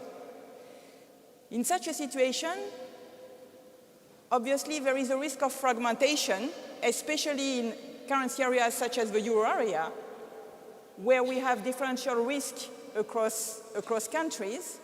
And this is a risk for monetary policy transmission. We have seen that before during the euro area crisis. So in such a world, central banks have to be cautious, flexible, and they have to use not only the interest rate, but also their balance sheets to deal with this type of issues. We have to make sure that the monetary transmission channel is not too much impaired by fragmentation, which is likely to emerge in the current macroeconomic conditions. And this is what is going to be very hard to manage, I believe, in the coming months. On the conflict of interest, I cannot but notice remembering that we are in a very different position now than at the beginning of the EMU. There's been the OMT's program and the ESM coming to fill the gap that the ECB suffered at the beginning in terms of guardian of financial stability. And we, as a European, demonstrate that we could go for flexibility in the front of large shock. We can create new instruments from the new programs. We can suspend certain rules when they do not make sense. So this is a little bit the question going ahead. How do we institutionalize what we learn from the crisis? How we can go ahead to reduce the possible conflict of interest? And here I want to stress the divergence partly is fundamental. Different countries may have different risk profiles, but what we don't want is belief-driven market dynamics, anchored expectation that brings our countries away. And this is the big challenge in the years to come. Again, the risk is lower now because we have instruments. Before we didn't. We have a few minutes left and questions are coming in.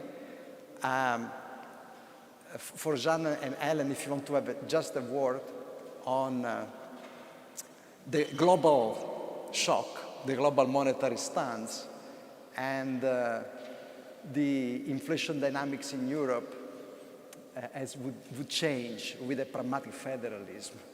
We have less than 2 minutes. 1 minute each. Okay, we would need another panel. I think what I would call pragmatic federalism is a recognition that there are policy domains that are clearly of the primary responsibility of the EU, and that we need to align the policy climate. That's one European public good. There are others. I mean, we are speaking of defense. We're speaking of energy, which is a big issue. We have essentially failed on energy because we haven't recognized that energy security is a common property of the European energy system. So those are the things we should do. And the big question, the big issue to solve, in my view, is how to avoid the usual mindset of going to the table by asking yourself, where is my national interest? How much can I get from this discussion?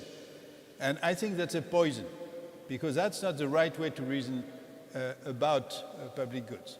So, but how to do it, that's a whole issue in itself for next year's panel. Ellen, you want? A short Very thing. short.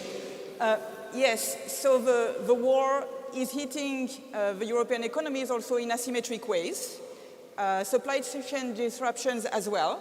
So we have to work on the supply side in Europe to mutualize that risk. So this goes through clever energy policies. We have not been that clever in the past. So maybe we do learn and we build a much more resilient energy policies in Europe. That would be a big thing on the supply side. Same thing for disruption in supply chain. We are a lot stronger. There are lots of externalities as well there. So if we deal with the supply side risk and at the same time have a flexible management of demand on monetary policy side, I think that's the way to try to deal with the current macroeconomic situation. But the supply shocks are really key. So we need to mutualize risk from that point of view. I guess we are out of time. I come close to close this panel, inviting you to watch the panel yesterday, watch the prequel to this panel moderated by Professor Edward Schall on the similar topics. And I invite everybody to thank our speakers for the insightful discussion. Thank you. Paolo, thank you very much. Really insightful discussion there, and also setting the scene for a future panel next year. And it's a good idea actually to point out that if you've missed anything over the past 2 days, you can catch up online. All the videos will be available on YouTube and on the website, so you can catch up with everything you have missed out on. Renaud, thank you so much to you for. Now it's time for everyone here in the room physically with us to have a very short break. You have 10 minutes to take a break. And when you come back from your break, we'll be switching gears. We'll be talking about how the EU can be a non-Eurocentric power in the world. That will be moderated by Renaud, and she'll be telling us more about that in just a couple of minutes. But you have a short break now, so see you back here in 10 minutes at 12:10 sharp.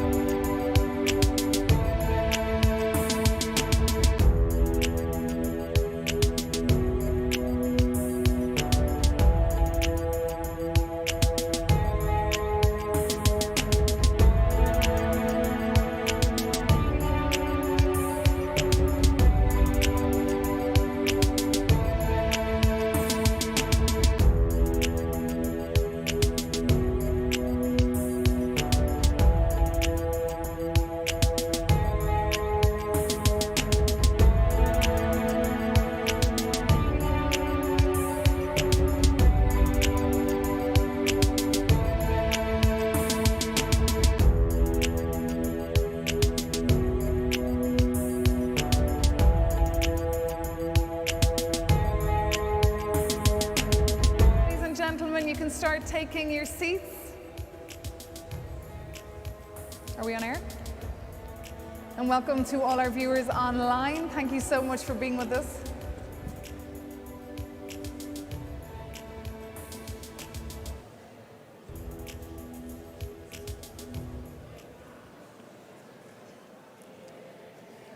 Okay, everybody, welcome back to the next stage of SOTU, the second day of SOTU. Welcome to all of you joining us here in the room for this next session.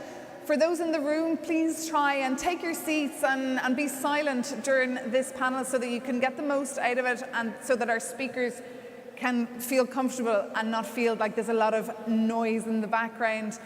For all of you joining online, please leave your comments in the Q&A box if you're on the event platform and the chat box if you are following on the live stream on the SOU website. Later on, Alexander Stubb. But first, we'll be hearing from the academics, and that's where EUI's Sarah Newen comes in. She's joining me here. She will be the moderator for the next panel. So Sarah, tell us, what should we expect from your panel, which is entitled, Can the EU be a non-Eurocentric power in the world? So this is a panel on Eurocentrism. Now, when a conference is organized by the European University Institute, it's quite natural for it to be focused on the European Union. There are lots of states of the unions around the world, but this one is focused on the state of the European Union. Now that is natural, and there's no problem with focusing on Europe per se. So if we define Eurocentrism as focusing on Europe, or as focusing on the EU, and we'll get to the difference between Europe and the EU later, then there's no problem with Eurocentrism. However, at the European University Institute, we have established an interdisciplinary research cluster that focuses on Eurocentrism as a problem. And that is differently defined. That is defined as a set of assumptions about the superiority of European ways of knowing and doing. And it is that type of Eurocentrism that these fantastic panelists will be discussing. Okay, we'll take it away, academics. Thank you so much, Sarah. You can go ahead and introduce your panelists. Thanks. Enjoy, everyone. So here, immediately next to me, we have Eric de Gila, Professor of Practice of International Relations at the Graduate Institute in Geneva, with which the EUI has a fantastic collaboration. We have Meera Sabaratnam, Reader in International Relations at SOAS, and we have our very own EUI, Giancarlo Casale, Professor of the Early Modern History of the Mediterranean. So let's immediately get started with the question whether discussing Eurocentrism as a problem is actually appropriate at this moment in time. We started organizing this panel at the same time that we established a cluster that problematizes Eurocentrism. But that was about a year ago. And again, this was the problem of the assumption of the superiority of European ways of knowing and doing. Some people say that the world has changed, and we've heard it this morning. The world has changed after the 24th of February 2022, when Russia invaded Ukraine. And that therefore it is no longer appropriate to problematize Eurocentrism. Do you agree? Should we better pack our bags, go home, and give everybody a coffee break? Who would like to start? Meera. Thank you. I think it's actually a really good time to talk about Eurocentrism, and this is a concept that we use more commonly in academic environments. We mean by this a set of different things. The first thing, of course, is a sort of self-referentiality around Europe, very much internal focus. And when we think about world history, we think about European history, and we think about states and governments and peoples, we think generally about European states and governments and peoples. It's also accompanied by what I would say is a set of institutionalized mythologies about the nature of Europe, which are bound up with a set of discourses about its values and its civilizational kind of coherence. But these mythologies, unfortunately, give us a very distorted idea of how the world works, but also of how Europe itself works. Key to these mythologies, particularly in the present, has been a neglect of European imperialism in shaping the identities and the practices of Europe and its impact and connections with the wider world. And with imperialism, we see so many features that are relevant to the present moment. Thinking about Russia, we think about a sort of discourse of civilizational superiority. We see the incorporation violently of populations on its borders and further afield. We see a sense of entitlement to resources and territories. We see a mobilization of interventionist principles, often masked in terms such as minority protection. And we see, unfortunately, the tragic violent disposability of other populations who are seen to threaten this package. So I would say that talking about Eurocentrism is relevant because we have to recognize that this moment we are seeing not just a war of aggression, but an imperial war of aggression in a context geopolitically which is increasingly best understood as an inter-imperial conflict. And so these are things that we need to be much more reflexive about within Europe and not just, if you like, self-congratulatory about the pathway that Europe has forged. Thanks. Delici, do you agree? Can we stay to keep talking? Well, first of all, thank you very much for your invitation, Sarah and Giancarlo. In this conversation, more than needed, the topic of our panel is relevant precisely because it is a great opportunity for us to discuss asymmetries which exist in the international relations. Such configuration exists not only in international affairs, but in all domains at all stages, including in terms of knowledge production. And we really need to look at a system which produce and reproduce inequalities. Before I elaborate further, let me perhaps explain and express my solidarity vis-à-vis Ukrainian people. War should never become a banal way to deal with antagonism within international system. However, armed conflict is an everyday reality in Africa and in many other places within the global south. So I would like to reflect on how human mobility and forced migration have been managed few weeks after Russia started its war in Ukraine. The conflicting and humanitarian situation today is something difficult, but let me illustrate my point by underlining the fact that Geneva Convention 1951 is clear. When any human being is running from a conflicting zone, he or she must enjoy hospitality. The problem is, even if today the situation is better, the problem is after the beginning of the war in Ukraine, it was very difficult for many African citizens to have access to the European territory.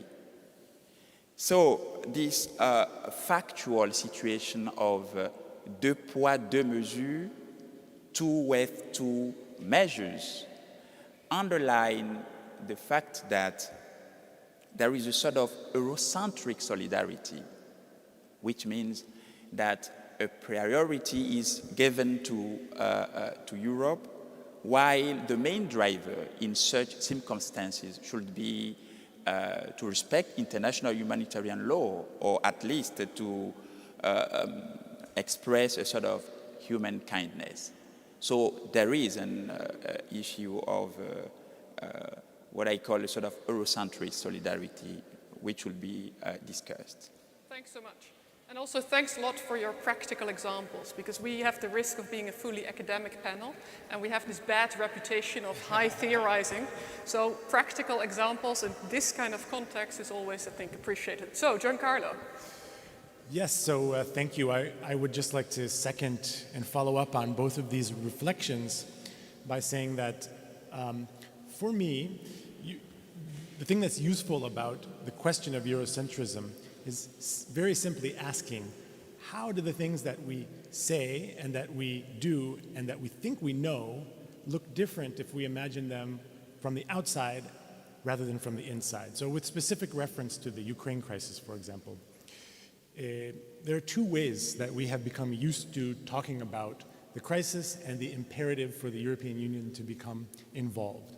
One is to make reference to universal values: democracy, freedom of speech, sovereignty of nations, international law.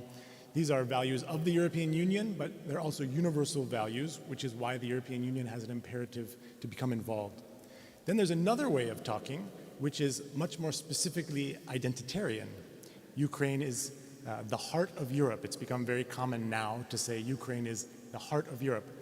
Honestly, I don't remember people saying that very often more than 2 months ago, but that is now what is frequently repeated. Or Ukraine is like us, or something that alarms me a little bit more, Ukrainians look like us. I've heard people say that very frequently. And so because of this essential similarity, the essential Europeanness of Ukraine, which makes it different from other places, that's why the European Union has an obligation to become involved. Now, from the inside, because we're now used to saying these two different kinds of arguments simultaneously, we don't necessarily notice the inherent contradiction between them.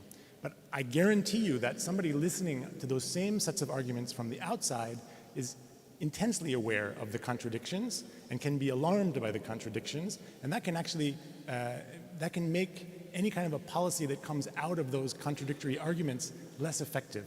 So for me, that's a perfect example of why it's important to think about this problem. It's to avoid contradictions that can then lead to incoherence and, as a result, ineffective policies. There's another risk, and that risk is that we equate Europe with the EU. We've also heard it this morning, very often references to the EU this, the EU that, and Europe this, Europe that, as if these two things are the same thing. So the question for the panelists is there enough space for being European outside the EU? Does the EU allow for alternative ways of being European? And if not, do we not only have a problem of Eurocentrism, but also, as the wonderful Calypso Nicolaides, who we see in the audience and who will be giving us a lecture this afternoon, so come for that too, as she has theorized, is there also a problem of EU-centrism? Let's, where should this time begin? Actually, yeah, Giancarlo. Okay, so I am a historian, and I would answer that question by putting on my historian hat and saying that it's fascinating to me how easily people can forget the historical reasons why the European Union was created and imagine precisely the European Union as englobing Europeanness rather than being a solution to a specific European problem. So, for example, let's take the Ukraine crisis. It's become very common to explain the Ukraine crisis as a threat to European values from outside. But again, speaking as a historian, what strikes me about the way Russia articulates its grievances in Ukraine is through a kind of ethno-nationalist irredentism, which is very typically European. In other words, Russia is saying, we represent the Russian nation. There are members of our nation on the other side of the border. This is a problem, and that's why we need to intervene and potentially even change borders. In modern European history, that is the way all wars have been fought. That was true of the former Yugoslavia, it was true of Cyprus, it was true of World War II, it was true of World War I, it was true of the Balkan Wars. You can even go back into the 19th century, the unification of Italy. All wars are fought on these terms in Europe because that's the way that European states have understood themselves and their legitimacy. And this is precisely the problem that the European Union was designed to solve. It was designed to prevent exactly this kind of problem. not by creating barriers, but actually by creating a structure that incorporated all of the countries that would potentially fight each other according to these terms. So that's important for two reasons. One is that it makes us actually stop and think again about the proposals that might be suggested long-term for this particular crisis, number one. But number two, it's important because this is a specifically European problem that doesn't necessarily exist in other parts of the world. So if you look at sub-Saharan Africa, Latin America, Southeast Asia, it's very unusual to find countries that define themselves as representatives of an ethnically homogeneous nation. And as a result, it's very unusual for interstate conflict to be legitimized in that way. But that's not obvious if you're looking from Europe and assuming that the problems of the rest of the world are the same as the problems here. So if you don't understand that, again, you will devise solutions that are inappropriate. So it's very important for the European Union actually to systematically learn ways of understanding difference between Europe and the rest of the world in a way that isn't always understood as a problem. This is the way that European Union typically understands difference. If there's something that's different, it's necessarily a problem to be solved. But for the rest of the world, it isn't a problem that they don't have the same past of interstate conflict based on ethno-nationalism. That is the specific problem that the European Union was designed to address for Europe itself. Mira. As a Brit, I certainly hope that there is some way of being European without being in the EU. But that leads us to a wider question, maybe which takes us in the direction of talking about Brexit, about the very strong showing of Marine Le Pen in the recent French elections, about the rise of what I think we can understand as a crisis of whiteness in Europe, right? And this is a deep question which is almost never addressed in these circles because it's seen as too delicate or too embarrassing, and which we are trying to have some conversations now about within society, but of course they're extremely fraught. Why do I want to talk about whiteness? I think it's critical if we're thinking about a Europe fit for the next generation. There are a lot of people who are not racialized as white in Europe now who are Europeans. And so Europe assuming, or the EU assuming that it is a white entity starts to become more of a problem. But it's not a trans-historical problem, right? We are in this beautiful room. The Medici were not white. And what I mean by that is that the category of whiteness was not central to medieval politics. It was very much invented as part of the expansion into the New World. It actually was first used in, the Americas to differentiate between people of European descent who would have certain privileges and people of African descent who, of course, were largely enslaved. So the invention of whiteness as a category has had such a strong stranglehold on the European imagination for all of these centuries, and astonishingly continues to do so now. So how can we make sense of thinking about a Europe or an EU that is fit for the next generation that can maybe lose that idea of whiteness as central to Europeanness? Because whiteness is itself a mythology, and it's based on all of those things, the ethno-nationalist, the civilizational, and ultimately the racial, even though we say racism is no longer legal. The fact that people can talk about Ukraine as they look like us means that, of course, that is referring to a racialized identity for Europe. And I would suggest that if Europe is going to be fit for the next generation, it needs to find a way to have a reckoning with its sense of whiteness and how that has configured its relationship with the rest of the world. As Dejili was saying, each refugee has a right to claim asylum, and yet we know that in Poland they're taking people of African descent off the trains that are coming in from Ukraine. Like, what is this? Except that showing a real need to reckon with that racialized aspect of what it means to be European.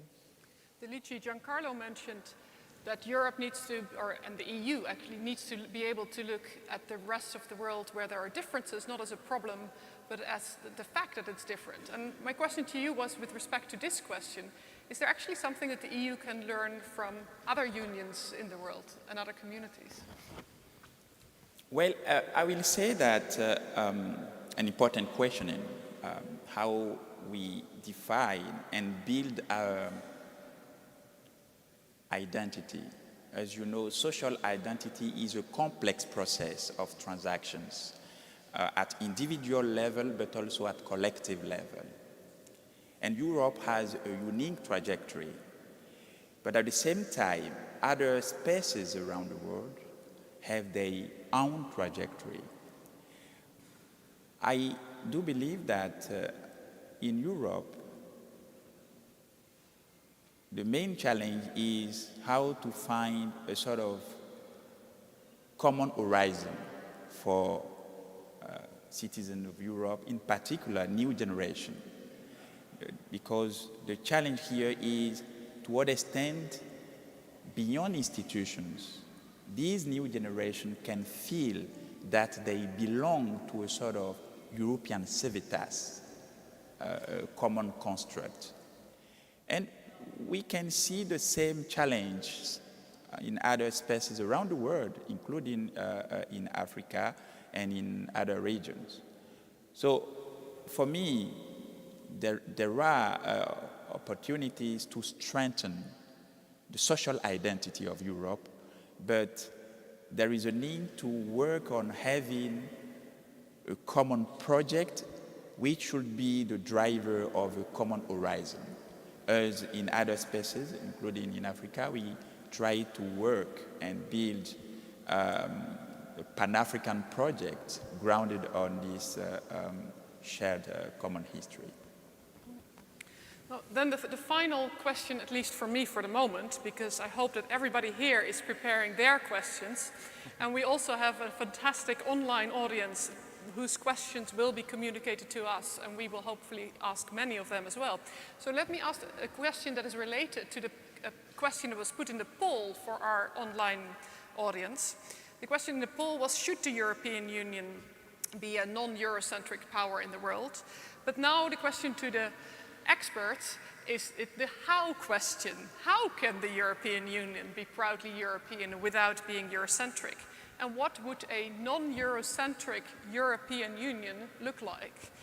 Delici, would you like to start?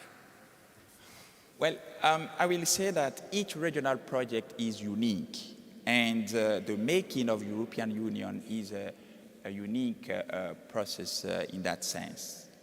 But if you allow me to reflect on the Pan-African project and the building of the African Union, I will say that during the 1960s, the initial ambition of Africa and African leaders was to build a continental federal political entity with the idea to really promote the leitmotif, try Africa first. And the point here is prominent leaders such as Gamal Abdel Nasser, Kwame Nkrumah, and others were very committed to work to have a continental political entity, not to go through the state level process, because they do believe that to strengthen a regional project, it is better to jump directly at a continental level. The ambitions there was clear, but finally in May 1963, the leaders decided to build a new regional body based on this legal principle of uti possidetis juris, because of the unique colonial experience. However, the challenge today is how to go beyond a Westphalian perspective, how to go beyond trying to aggregate Westphalian political entities and to strengthen something continental. I think that this is something we should reflect on when we want to learn from other experiences around the world. So my point here will be that if we want to really look at regional process and how to take profit of main drivers, we should deconstruct our perspective regarding working at state level. State remain the key players, but there are other political forms of organizations which can support regional projects. And in Africa, this is what has been proposed initially by the leaders of the Pan-Africanism. I will concretely answer your question by saying that if a non-Eurocentric European Union should be redefined, then one way should be to rethink the way European Union develop its partnership with Africa, which is an important partner, by getting rid from what I call the colonial relics. These colonial relics are very heavy and prevent, to my point of view, European Union to better develop partnership. Partnership, which means that we need to go beyond a paternalistic relationship and look, in the case of Africa at least, look at African states as real partners in a specific context of the making of a pluriversal world. We have to keep in mind that we are moving to a pluriversal world, and Africa has several options. And if Europe wants to try to be non-Eurocentric, a way should be perhaps to rethink its relationship beyond asymmetric relation and try to develop sustainable and win-win partnership, so beyond paternalistic perspective. Thank you. Giancarlo. So I would say that a problem the European Union has is that the way that it is used to dealing with its neighbors is by dangling the possibility of joining the EU. And that is a strategy that has very obvious limitations. It has limitations once a country has joined the EU, which is very obvious now in the case of Hungary or Poland. It stops working when a country decides to leave the EU, which is the case with the United Kingdom. But especially it's a problem when you have a neighbor that doesn't have any realistic possibility of joining the EU, which would be the case, for example, of Turkey or Russia. In my case, I studied Turkey. I lived there for a long time. My wife is a Turkish citizen, so I can give you a very concrete example. In the early 2000s, as the European Union started to consolidate and expand, this was felt very personally as a concrete loss, because once Italy entered the Schengen zone, for example, my wife couldn't really come to Europe anymore very easily. Then we started to organize family vacations in countries in between Italy and Europe. So there was a time where Turkish citizens could go to Croatia. So we would meet in Croatia with my relatives.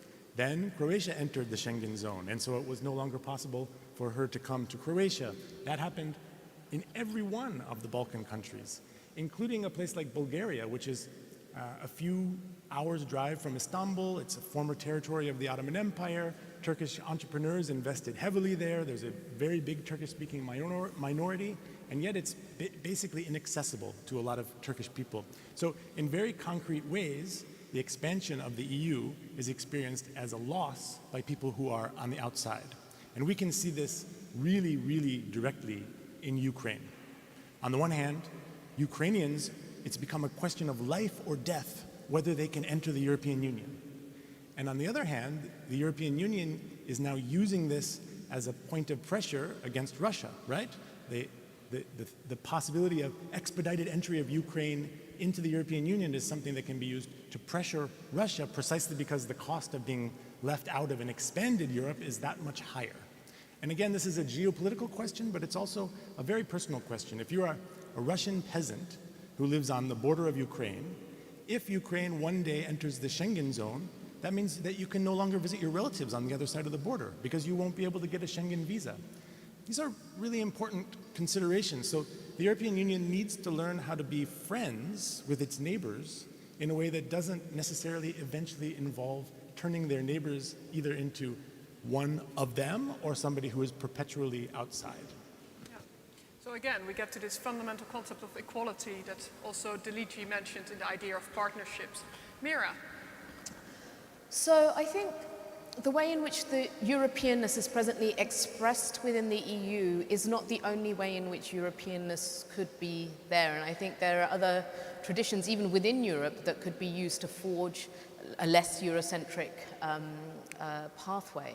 So one sense would be through Europe having greater acknowledgement of its historical responsibility towards populations around the world that were entangled in projects of European imperialism and who continue to suffer the economic and political consequences of that.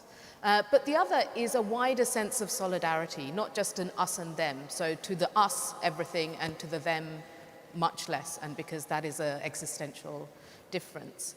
Instead, we can think of a Europe which recognizes that it actually has a lot of infrastructural power, a lot of institutional power, not just inside itself, but at a global level, and to use that power and infrastructure for the good of the wider world. So we can think about things like medical patents, we can think about things like the hordes of global literature that is in European libraries, collected through the colonial period and after, about making this public property, about finding ways to digitize the resources that it has and or share them. It's thinking about debt cancellation. It's thinking about the taxation of financial institutions in a responsible way. It's stopping using these institutions for money laundering and all the rest of it. There are all sorts of ways which, if Europe was determined to put its institutional and infrastructural power at the service of humanity rather than narrowing down the set of beneficiaries even within Europe who are prioritized, it could certainly do a lot more good in the world. Thank you. So, time for questions. And with questions, we mean real questions. No statements, speeches, and please limit the question to roughly 2 sentences. And introduce kindly who you are. And I see Sebastian from Messo has his hand up. And I see a hand over there. Yeah, sorry. Sebastian has already been introduced. Sebastian from Messo. There you go. Good morning. Is there a relationship, do you think, between Eurocentrism and the thinking and modes of practice behind that and the EU's continued political proximity to the United States? An orientation which from the outside must seem increasingly incoherent as well. Thank you. Could you hear this? I think, can we ask the back to be slightly more quiet so that we can actually hear the question? And can you stand up and just say it again? Because I could barely hear it. Okay, sorry. That's better, yeah. Is there a relationship between Eurocentrism and the EU's continued political proximity to the United States? An orientation which from outside must seem increasingly incoherent. Thank you. Thank you. That's nicely linked with 2 panels we had on transatlanticism. And there was a hand up here. We collect a few. Thank you, well. Thank you, speakers. I'm Ines. I'm an SDG UI master student. My question for the 4 of you actually is, what do you have to say for the leaders of the next generation? So, meaning people that are already studying. What do you think our priorities should be in regards of decentering Europe and European leadership? Thank you so much. Thank you. And I saw a hand at the back. Yes, there.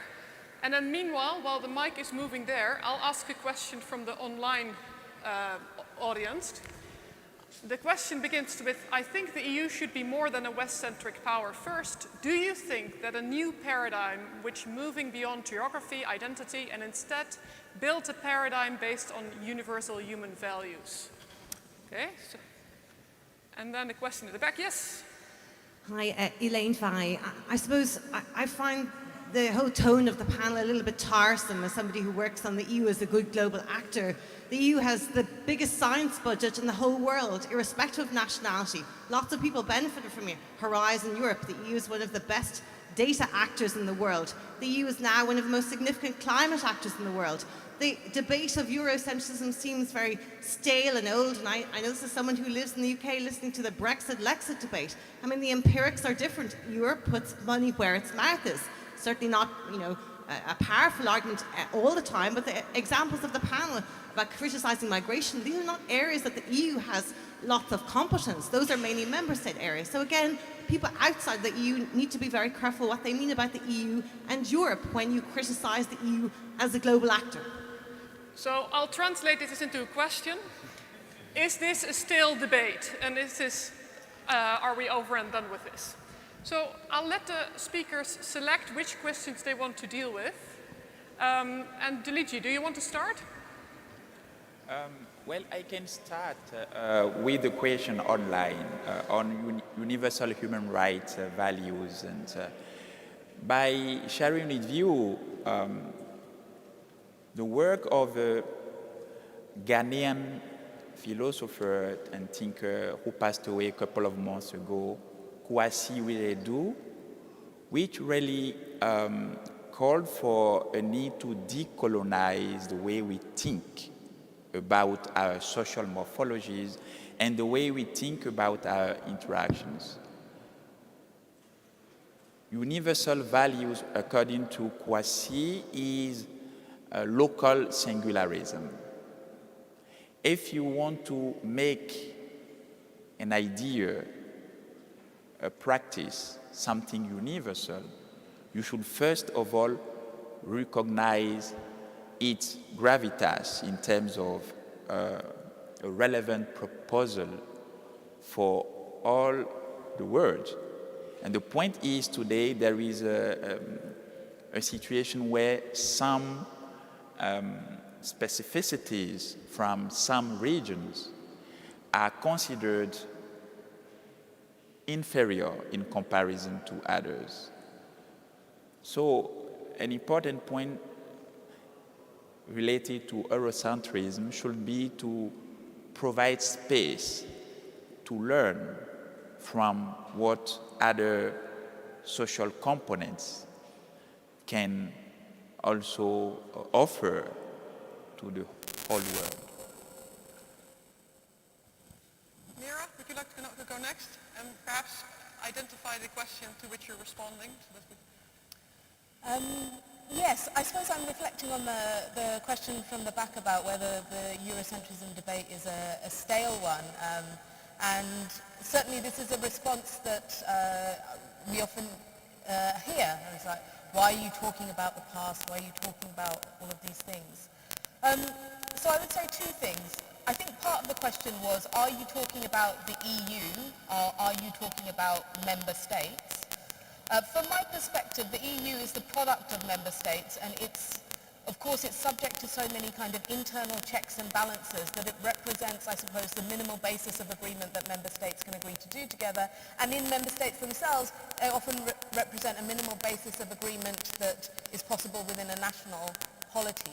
I suppose what I'm talking about is the extent to which we can change the public conversation amongst ourselves as a whole that could feed into a more transformative role for the EU in the world. So for example, I mean, the speaker mentioned the EU science budget, which is of course very important and is doing loads and loads of important research. My question is, how does that research benefit people around the world who have either contributed to that in some way or who have been experimental subjects for medical research around the world? How does it contribute to the broader uplift of humanity, right? And are those gains distributed? I mean, with the COVID vaccine, we've seen cases, maybe not in the EU, but maybe in the EU, where publicly funded research has underpinned large profits for pharmaceutical companies. And it seems extraordinary to me that we can't think that we could possibly do more on these, in these respects, right? There are powerful interests, of course, corporate interests and so on, I'm sure they are in close kind of bureaucratic proximity with a lot of the political conversations that happen in this and other kinds of sectors. In the previous panel, there's questions about, you know, how the inflation and the price of oil is related very strongly to how we regulate policies at the EU and the member states levels for oil companies. So there is certainly a lot more that we can do. May I Yeah, follow up on one thing? In your work, you've really studied how the EU is perceived in other parts of the world. Yes. And can you give us just a few concrete examples about, in what I assume to be your answer, the continued relevance of the Eurocentrism debate? Yeah. But can you give examples from your research? Yes, and I'm not saying the EU is the only donor that does this, but for example, I've worked on international state building aid to Mozambique. And one of the patterns that I found was persistently that because, and we know this very well, that because recipient states or target states are more accountable to the donors, and donors are much more interested in seeing their own strategies realized than the actual impact on the ground, there is very little effectiveness that is built through there. To give an example from the health sector, money was poured into disease-specific funds for tuberculosis, malaria, and of course HIV/AIDS. But the basic infrastructure of the health systems meant that it could not actually be delivered in an effective way, and that people were dying of other things alongside. A more rational distribution of that money throughout a health sector, but that doesn't have the same kind of, let's say, faddish interest, would have been better. But because the donors define their priorities in a particular kind of way, which actually isn't with the target country's priorities in mind, this kind of leads to an ongoing system where there's an upward accountability and a high expenditure of money within that system and very little impact on the ground. Thank you. So I'm just going to bring up one more question before, yeah, you're going to respond, but I'm going to bring a question that is, I think, linked to what you said before. So Jamie Lodge asks, can we distinguish between Europe as a locus of identity, the EU itself as a constitutional polity, the geographical Europe, and the European ideas of race and ethnicity and nationhood? Which of these categories give rise to Eurocentrism, and how do they interact? And I think that nicely links to your earlier point about these two self-definitions that are contradictory. Right. So I guess I would have a reflection that in some ways is a response to all of these different questions, which is that asking the question of Eurocentrism, if we re-ask the question with respect to a particular country, right? Would it make any sense to say, should Italy have a non-Italocentric foreign policy? It wouldn't make any sense because it's the job of a country to represent its own interests, right? So in the case of the European Union, the reason why this is a relevant question is precisely because the European Union is not supposed to be a great big version of a nation state. It's supposed to be something that is an alternative to the nation state. So this question of whether it represents universal values or whether it represents some sort of European identity is a necessary one to engage with as the European Union develops. So in that sense, it can't be a stale question. If it were a stale question, that would mean that we've settled the discussion. The European Union is just a great big nation state. Well, now, if the European Union was a great big nation state, that leads us into all kinds of really serious problems. For example, if the worst thing that a nation state could possibly do is to annex territory from outside, and the European Union is a great big nation state, then how is it that adding another nation to its territory isn't annexing territory from outside? That's exactly why we need something else than that. That's exactly why we need to be able to make recourse to universal values, to avoid exactly that kind of a perception and that kind of a reality. So in response to the provocative the question about whether is this stale or not, no, it's not stale. It's essential. It's an essential question that needs to be continually re-asked as the European Union evolves, because it's the asking of that question that avoids the European Union simply becoming what it's not supposed to be, which is a gigantic nation state. So we have some more time for more questions, which is good, because there are some fundamental concepts, I think, that are related to the debate about Eurocentrism and that we haven't heard yet. We haven't heard much in this conference yet about capitalism, whereas Eurocentrism and capitalism have historically gone hand in hand. So a question for the panelists to reflect upon that. Another question comes from our EUI researcher Max Steur. Do you think Eurocentric tendencies apply not only to the EU's actions, but also those of the Council of Europe as an organization which incorporates almost all European countries? Or is the Council of Europe demonstrating more effort to contribute to a non-Eurocentric Europe? And I would like to bring up again Sebastian von Messo's question about Europe and the transatlantic relationship. And I think it's important there to remind us to go back to the beginning of the discussion when we defined Eurocentrism as a set of superiority of Western or European ways of doing and thinking. So we can actually find Eurocentrism not just in Europe, we find a lot of Eurocentrism in other parts of the world where that set of superiority is still very present. Who would like to, who would like to engage with a second round of questions? Mira first? Sure. So let's think about the capitalism question, because there's a lot of Eurocentrism in our historical understanding of how capitalism worked. Of course, the traditional understanding was a debate around what were the transformations that made capitalism possible, and people point to transformations in terms of England or the Industrial Revolution, or they talk about a relationship between state and capitalism and those kinds of things. But until recently, the emphasis has not been on the role of, let's say, empire and colonialism in providing the raw materials that allowed capitalist accumulation to generate, which also then capitalized key financial institutions, which then also led to export markets and more surplus creation, and the agglomeration of wealth within various European institutions, not just amongst the prime movers who were, let's say, the crowns who were out there doing the colonialism, but central banks and merchants and others from all around the place. So if you don't understand capitalist development as a global phenomenon and you understand it as a national one, then your prescriptions for how people become less poor are very distorted, because you say, follow our lead, we did all of these things, you need to transform this sector and you need to transform that sector. They don't say, by the way, you need a pool of really cheap labor and very, very cheap access to commodities that is going to allow you to do X, Y, and Z, because we cannot say that now, because we rightly say that such labor conditions and such commodity extraction is very problematic. But then this leads us into a dilemma. How do we solve the problems of poverty and hunger and the environment without saying, do what we did, or imagining some mythologized version of what we did and giving it as a prescription to others? So there is a really critical way in which the future of thinking about the climate, thinking about energy, thinking about commodities, thinking about land management and so on, depends very centrally on unpacking some of that mythology that has characterized the debate. Thank you. Delici. Well, let me play my idealist game by saying that, so two things regarding capitalism.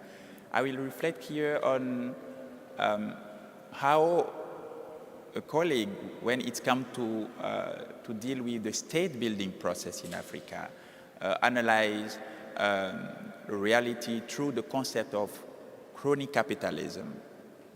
It's better in French, capitalisme de connivence. And through this concept, he underlined the fact that many of challenges related to the state building process in Africa is about the role of Western actors, in particular European actors, which promote through their privileged relationship with some elites practices which are not really in favor of the promotion of indigenous development policies. So my point here is, again, how Europe should partner by providing space to project initiatives, policies which are grounded in the partner countries. Europe really want to take profit of having partners which will promote sustainable development strategies. And I do believe that this approach is the main solution for what is called in Europe the migration problem or the migration crisis. And this is my second point. I think that human mobility should not be approached in a very secretized way as it is often by Europe, because it means that European actors, at least European Union as an institution, doesn't really understand that the challenge is not to prevent young Africans trying to come, but the challenge should be how to support African partners to develop a favorable ecosystem at home to really help a new generation to build their future there and to then be a good partner for Europe. So it's an issue of decentering the mindset and the way we deal with both state building, migration policies, and these relationships. Thank you. Dario. I was just going to reflect very briefly on this question of the United States and Europe, and at the same time, capitalism. I don't have a brilliant response, except to say that I grew up in the United States, and so the United States is another country that aspires to have universal values, and there it's very explicit. If you take the citizenship exam in the United States, one of the questions they ask is, what is the economic system upon which the United States is founded? And the answer is capitalism. And if you don't get that answer right, you can't become a United States citizen. Okay, now, the problem is, almost everyone in the world is now a capitalist. So this creates an interesting problem. If that's the basis of being an American and everybody else is already the same, then what exactly does it mean? And I think you see there one of the reasons why in the United States you have this deep crisis of identity, which is playing itself out in all kinds of very obvious political ways. The European Union doesn't have exactly that problem. It has an opportunity, in fact, to develop different ways of imagining its relationship to the world through economic relationships, among others, precisely because it doesn't exactly have sort of written into the rules the same idea of capitalism equals European identity, even though of course there are elements of that in all of the regulatory structures of the EU. There is also more space to reimagine those structures.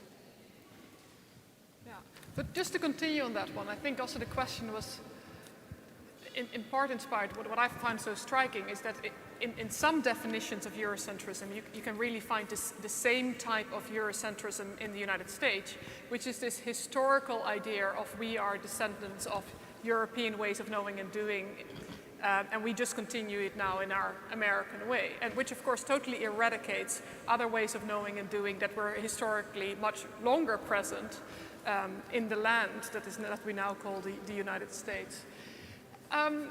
Let me announce the poll results. So the question was on the online poll, should the EU be a non-Eurocentric actor in the world?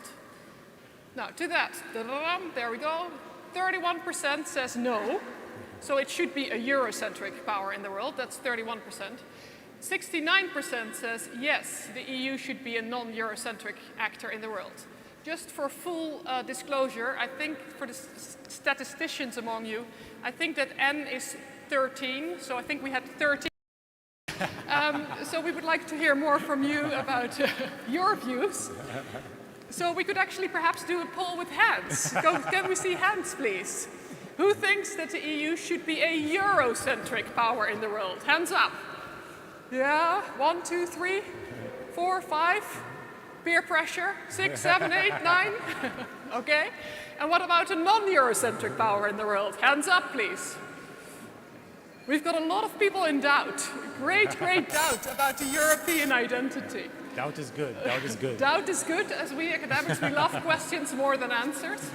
So I would like to thank you all very much for your attention. I would like to thank the panelists for their inspiring conversation.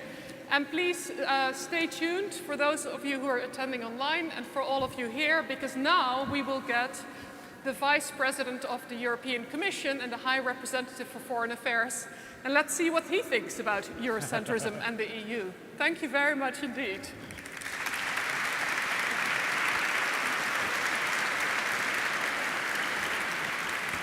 Excellent.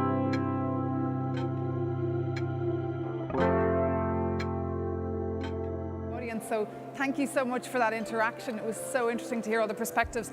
And thank you so much. You've been a fantastic panelist. And you have been an amazing moderator. Great questions, great energy. And in just a couple of minutes, joining me here on stage will be the European Union's High Representative, Joseph Borrell. He's arrived already in the building. I think he's already been, I think he might be down there speaking to press, but in perhaps a minute or two, he'll be right up here on stage joining me. I'll also be joined by Alexander Stubb, who I'm sure you all know very well. So just take a minute, you can check your Twitter or maybe tweet, and we'll be with you in a couple of minutes.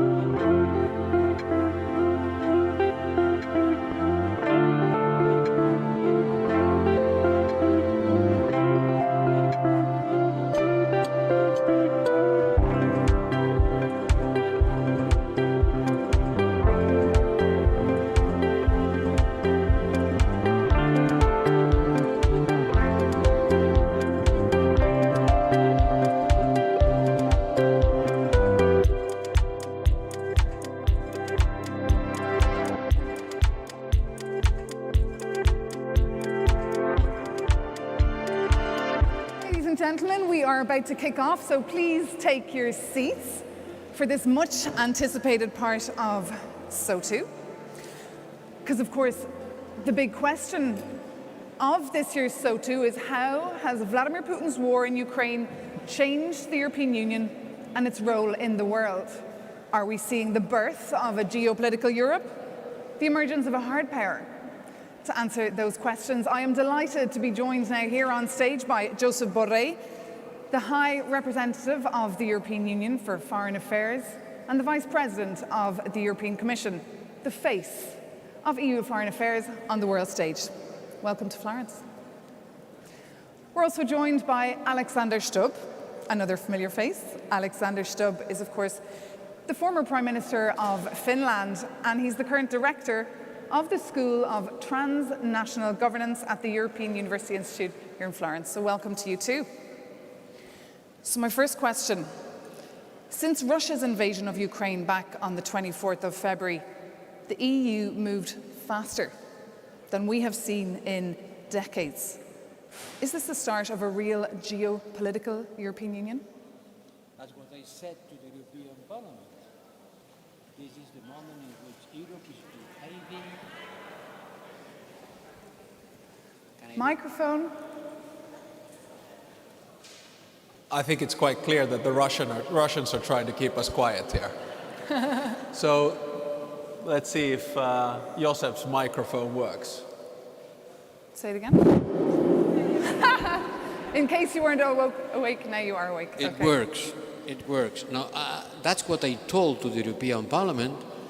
I think this is the moment in which the European Union behaves as a geopolitical actor, taking decisions also on the military side, on energy side, using the language of power. I have powers, many more than one people can believe. We are using them, and quite quickly by the European standards. And the war was a wake-up call for the West. Was it a wake-up call for you, or did you see it coming? Yeah, certainly. First of all, I think the European Union moved from a regulator or regulatory superpower to an actor. And it's really good to see how quickly it happened. You know, it was an actor in the Euro crisis, but it took a few years. It was an actor on COVID, but it took a few months. When the war came, it actually took only a few days. And we were able to reverse a lot of things, actually with the leadership of Josep and of Ursula von der Leyen. I think the Commission today is a geopolitical commission, just like they promised they would be. And the same question to you, Josep Borrell. Did you see it coming? Did you see the war coming? Not as much as the Americans. The Americans look very much aware. I remember when the war started, the day before, I got a phone call saying it's going to happen this weekend. And it happened. And I was willing to believe. I was willing to believe that this was not going to happen. I think a lot of us probably thought that it was going to stop with a frozen conflict, just like Georgia did or Crimea did. So on the 24th of February, we were all taken by surprise that it became a fully blown attack. But you know what? The good news is that I think Putin was taken by surprise of actually how united the European Union and the United States and the West were in our response. I mean, the rollout of sanctions in 4 days was tremendous. Provision of arms was tremendous, solidarity and the rest of it. And of course now the rest is history. And what about Moldova? Are you worried Moldova could be next? What about Moldova? Are you concerned Moldova could be next? The word concern, I don't like it a lot because we are always concerned about everything. But yes, we are very much worried about what can happen in Moldova. There has been some explosions. There are Russian troops there. The temptation for Russia to expand the war and affect Moldova, it's a possibility. And Alexander Stubb, you mentioned the sanctions, the unity on the sanctions. But I guess the question now, of course, is will that unity last? I think the unity will last for the foreseeable future because we all understand that Europe will be divided into two. On one hand, you have Russia, which is aggressive, revisionist, imperialist, totalitarian and authoritarian. And on the other side, you have 40 European states, including Georgia, Ukraine and Moldova, which are democracies that want to cooperate. Now, the problem I think European leaders will have, including Josep Borrell, is you have to explain the price of war, because unity and solidarity lasts for a while, but with inflation, with energy prices, with food prices, and with the asylum situation, say in Poland, it's not going to last forever. So we're going to see a little bit of discrepancies, but of course it's Josep's job to keep the Foreign Affairs Council together, right? Well, it's not an easy job, Josep Borrell, because we're seeing cracks. When EU Council is discussing the oil embargo, we're seeing cracks. And while we're all here in Florence, we heard Viktor Orban was on the radio this morning, the Hungarian Prime Minister, comparing this sanction package to an atomic bomb. Atomic bomb? Yes. So what would you say to him? And as your role as High Rep, what do you say to him privately? Look, the ambassadors are working at the report, at the Committee of Permanent Representatives. They were working yesterday. I think they will continue working in order to reach an agreement at the technical level. If it doesn't happen, next week, after the Day of Europe, I will have to call for a meeting of the Foreign Affairs Ministers in order to put on the table what is going on. Because one can discuss about how many years do you need in order to adapt to an oil embargo. But to link the oil embargo with something else that has nothing to do with it, as the delivering of funding of the next generation apart from the political reasons, this is unacceptable. Unacceptable. The fun thing here is that you are the journalist, you have to pose the difficult questions. Josep is the High Representative, he's the one who keeps the diplomatic balance. I'm just a humble professor, so I can give a free opinion. So my take is that I think the Hungarians are playing games. In other words, they will eventually fall into place with a compromise, so we will have an embargo on oil.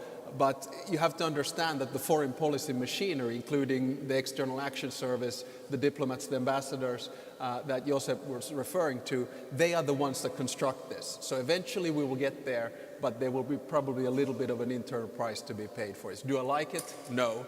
Do I think it will happen? Yes. Alexander Stubb not mincing his words there. Then what about a gas embargo? What would your position be on that, High Representative? Gas is not for tomorrow, for the day after tomorrow. And I will say that Russia will become fully and utterly isolated at the end of the day. That means that it'll be politically, financially, economically, sports, culture, and energy. So the sequence that the European Union is working on, which we will eventually get there, takes time, will be first coal, then oil, and finally gas. But as the High Representative said, you have to take it one step at a time. Okay, well, moving away, I suppose, then from the news of the day, which of course is this latest sanction package, I would like to ask you, are we in long war mode now? Is this the West versus Russia? And what about the rest? What about China, India? No. I don't like at all the story of the West against Russia or the West against the rest. This is not an issue of the West. This is an issue about the Charter of United Nations. It's about the sovereignty of the people, of the states, the respect for the borders, not to use force to override the neighbor. And this is something that should worry the West, the East, the North, and the South. And the vote in the United Nations was clear. But we have to insist on this idea. We are not fighting against Russia. We are defending Ukraine. And defending Ukraine means to defend the international order based on rules. Otherwise, it will be the law of the jungle. It will be the stronger, you know what I mean? It's not the West, it's the whole world. It should be the whole world. But I know that several states, important states, are looking to the other side and for tactical reasons, has nothing to do with Ukraine, don't want really to engage in the condemnation of Russia. And we have to explain what is going on.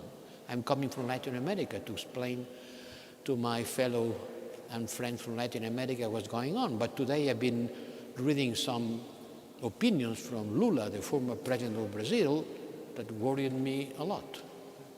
And I think Josep is absolutely right. This is not about Russia versus the West. It's also about the position of the rest.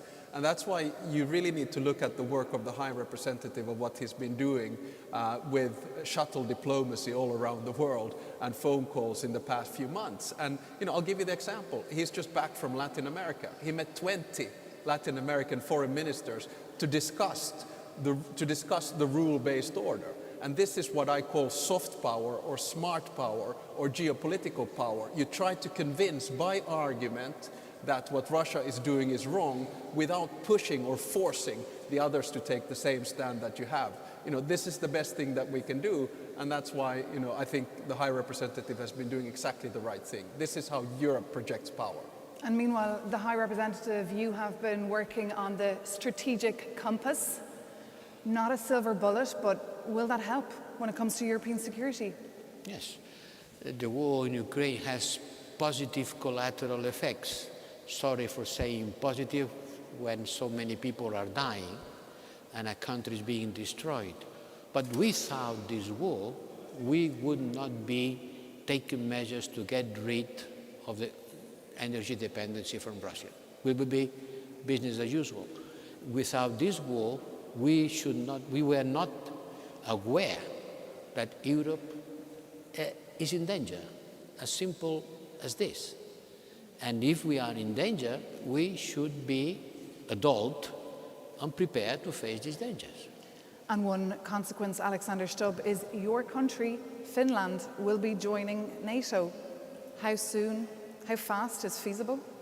Well, I think the President and the government will come out with their position next week on the 12th of April, and it's very likely that the decision of intent to apply happens on the 15th and 16th of May. Then, of course, we enter a gray zone from the moment that we apply to the moment that we become members.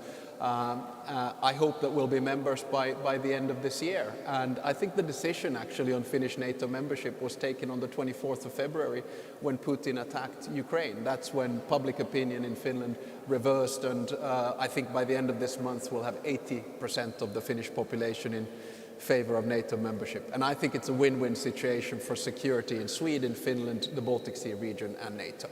But what about the Kremlin? How do you think they will respond? Well, the Kremlin will respond in three ways: hybrid, cyber and information. We're already seeing that. But I think the Finnish public is very resilient and well prepared, so we're not extremely worried about this. On top of that, if I may, we have one of the largest standing armies in Europe with 900,000 in reserves, 280,000 that can be mobilized within a few days. You add on to that over 60 F-18s, just purchased 64 F-35s, plus the missile defense system. We're completely NATO compatible, and I don't think that really the Kremlin thinks that Sweden and Finland are outside the Western realm anyway. So that's NATO enlargement. What about European Union enlargement? Could you see countries like Ukraine, Moldova, Georgia in the European Union by 2030? I am unable to fix a date. Let's wait for the Commission work that has to present an opinion about how to proceed with the adhesion demand of Ukraine and others. But don't forget, in the Balkans there are 6 states also waiting for membership. Absolutely. Yeah. And earlier, Alexander Stubb, we heard from one historian here at the SOTU who said that the EU should try to be friends with its neighbours and not always make them one of us, quote. What would you say to him, to that? Depends on who he means by friends.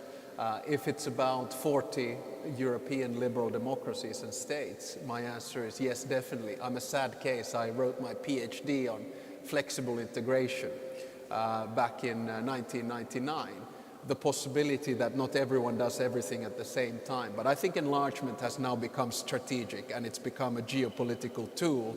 So the sooner we can have Western Balkan enlargement, the sooner we can have Ukraine, Moldova, and Georgia in, the better. But let's be realistic. We need to find a flexible system for this.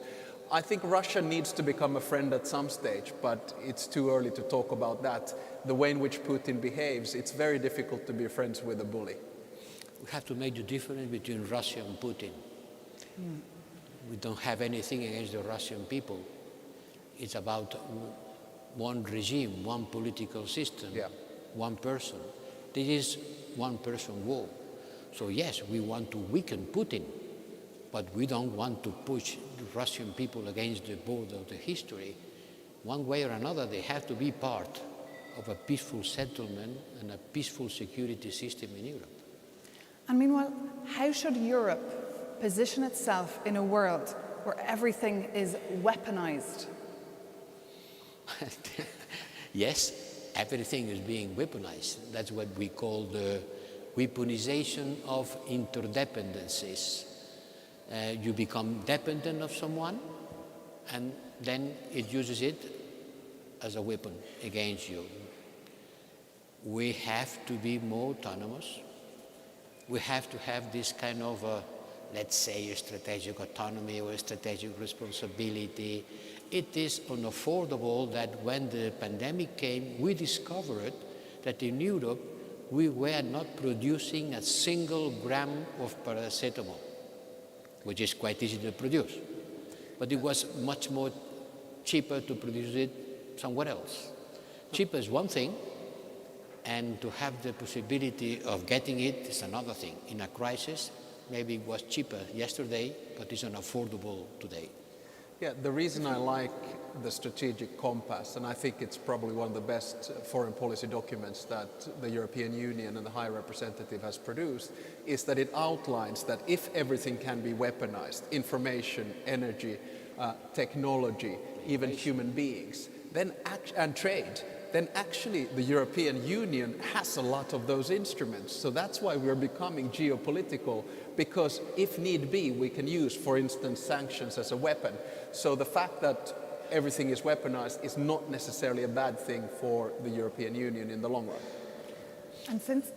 About oil, one thing, everybody's talking about the ban on oil. I am not going to buy your oil. There is other ways of putting problems to Putin. Insurance. If we decide that our insurance companies will not provide insurance to the transportation of Russian oil, not even to Europe, everywhere in the world, it's going to be a big obstacle for the Russians to export their oil, not to Europe, but to the rest of the world. And since the Russian invasion back on the 24th of February, I have the feeling that diplomats in Brussels and staffers from the Commission and from the ES have hardly slept. They've been so busy. So my question is, how are you dealing with other business, with other threats around the world in the meantime? We do. We have to do, because the world doesn't stop turning because of the Ukrainian war. But certainly these problems are on a second place. Who remembers about Afghanistan? What is Afghanistan? It was high in our agenda last August, and everybody was talking about the big humanitarian crisis of Afghanistan. It's still there. It's still there, and we take care of it. It's not on the front page of the newspapers. Ethiopia, Sahel, Latin America, Afghanistan, these problems are still there, and we take care of them, even if there is not the big news of the day. And Alexander Stubb, the war, unfortunately, will have massive global ramifications: food security, energy insecurity. What is the long-term plan, or perhaps what should the long-term plan be? Well, I have this vision that we need to start talking about the emerging world order. And this is linked to the question that you posed about the West and the rest and the work that the High Representative is doing. I think we need to understand in Europe that not everyone is going to follow the exact same value base that we drive, say liberal democracy, human rights, fundamental rights, rule of law and freedom. But what we need to drive is a rules-based system. And this is where I think the European Union can be an asset to the rest of the world. We have to understand that the rest of the world sees this war as our war, but it has the ramifications. So let's do dignified foreign policy and have an impact through that. That's it. Anything to add? I cannot agree more. That's the important thing. A world based on rules. Because there is no rules, there is one rule. The rule of the stronger. And we have been building Europe as a jardin à la française, no? A French garden. Well ordered, geometrical. The rest of the world is more a jungle.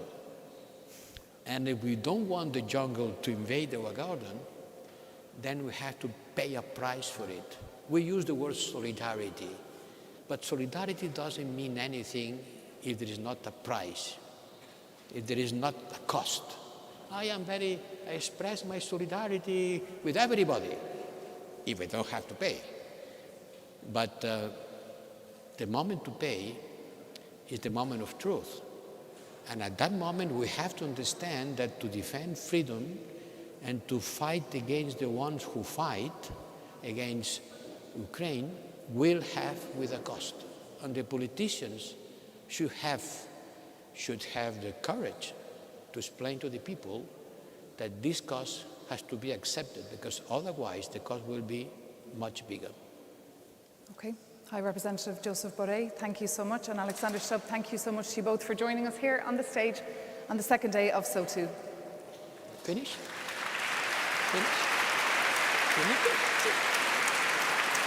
Very short, huh? Yeah, the acoustics are not great.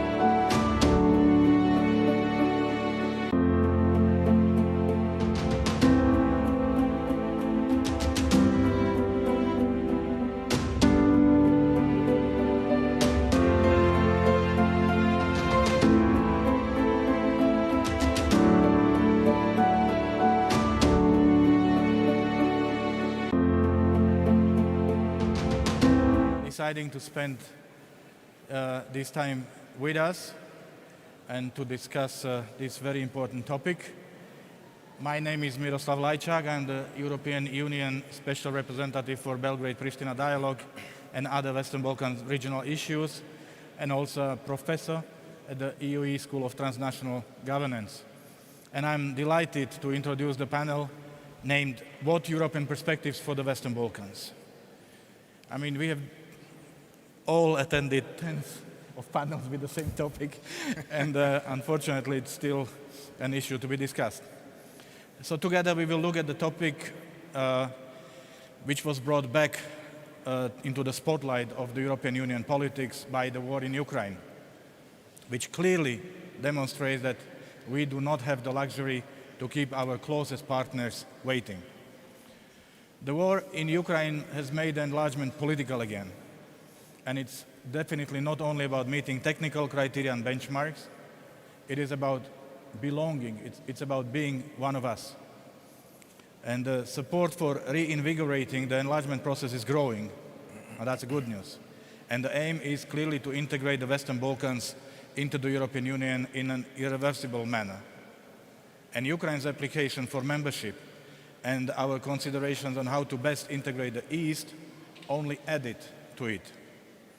So I'm glad to have two very competent partners, panelists, to discuss on this topic. So we are joined by Ana Brnabić, Prime Minister of Serbia. Welcome.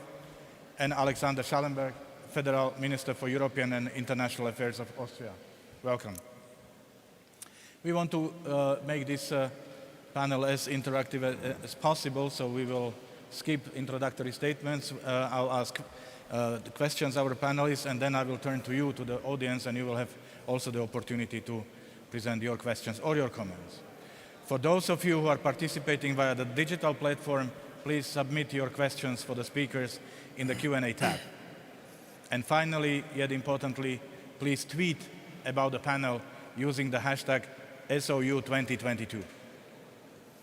So let us start with our discussion, and I would like to ask the first question to both panelists, namely, the Russian war of aggression in Ukraine has put the EU enlargement back in the spotlight of the European Union politics.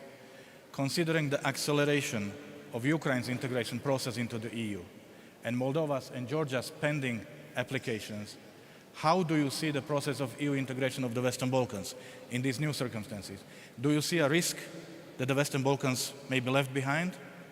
And what could or should the Western Balkans do to use the momentum to advance their own accession process? I will ask the same question, both of you, and first, please, Madam Prime Minister. Thank you. Thank you for the invitation also to participate in this important conference with an extremely important topic as well, and perhaps especially so for the Western Balkans. I'm the Prime Minister of Serbia, so I can't obviously speak on behalf of the entire Western Balkans, but at least one thing that I know all of us in the Western Balkans share, and that I can freely say for all of us, is that the accession to the EU is all of us shared strategic objective and priority. And the sooner we are part of the EU, the better. And therefore, I do hope, as you have said, Miro, that the war in the east of Europe is going to turn the enlargement process into a very political process in which the EU member states will, some of them, change their opinion on the enlargement and say, yes, this becomes a priority for us. And it's not even enlargement, it really is encompassment of the EU, because the entire Western Balkans is surrounded by the EU member countries. So it's not enlargement, it really is encompassment. So, you know, we want all of the partners in the Western Balkans to become members of the European family of nations, and we want to do that quickly.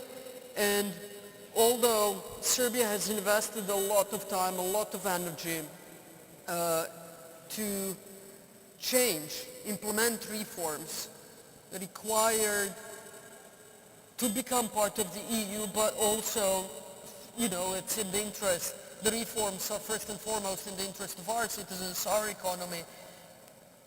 We don't mind if it means that everyone goes together, we can, you know, accept that, as long as, you know, the process becomes more efficient and we become members of the EU sooner rather than later.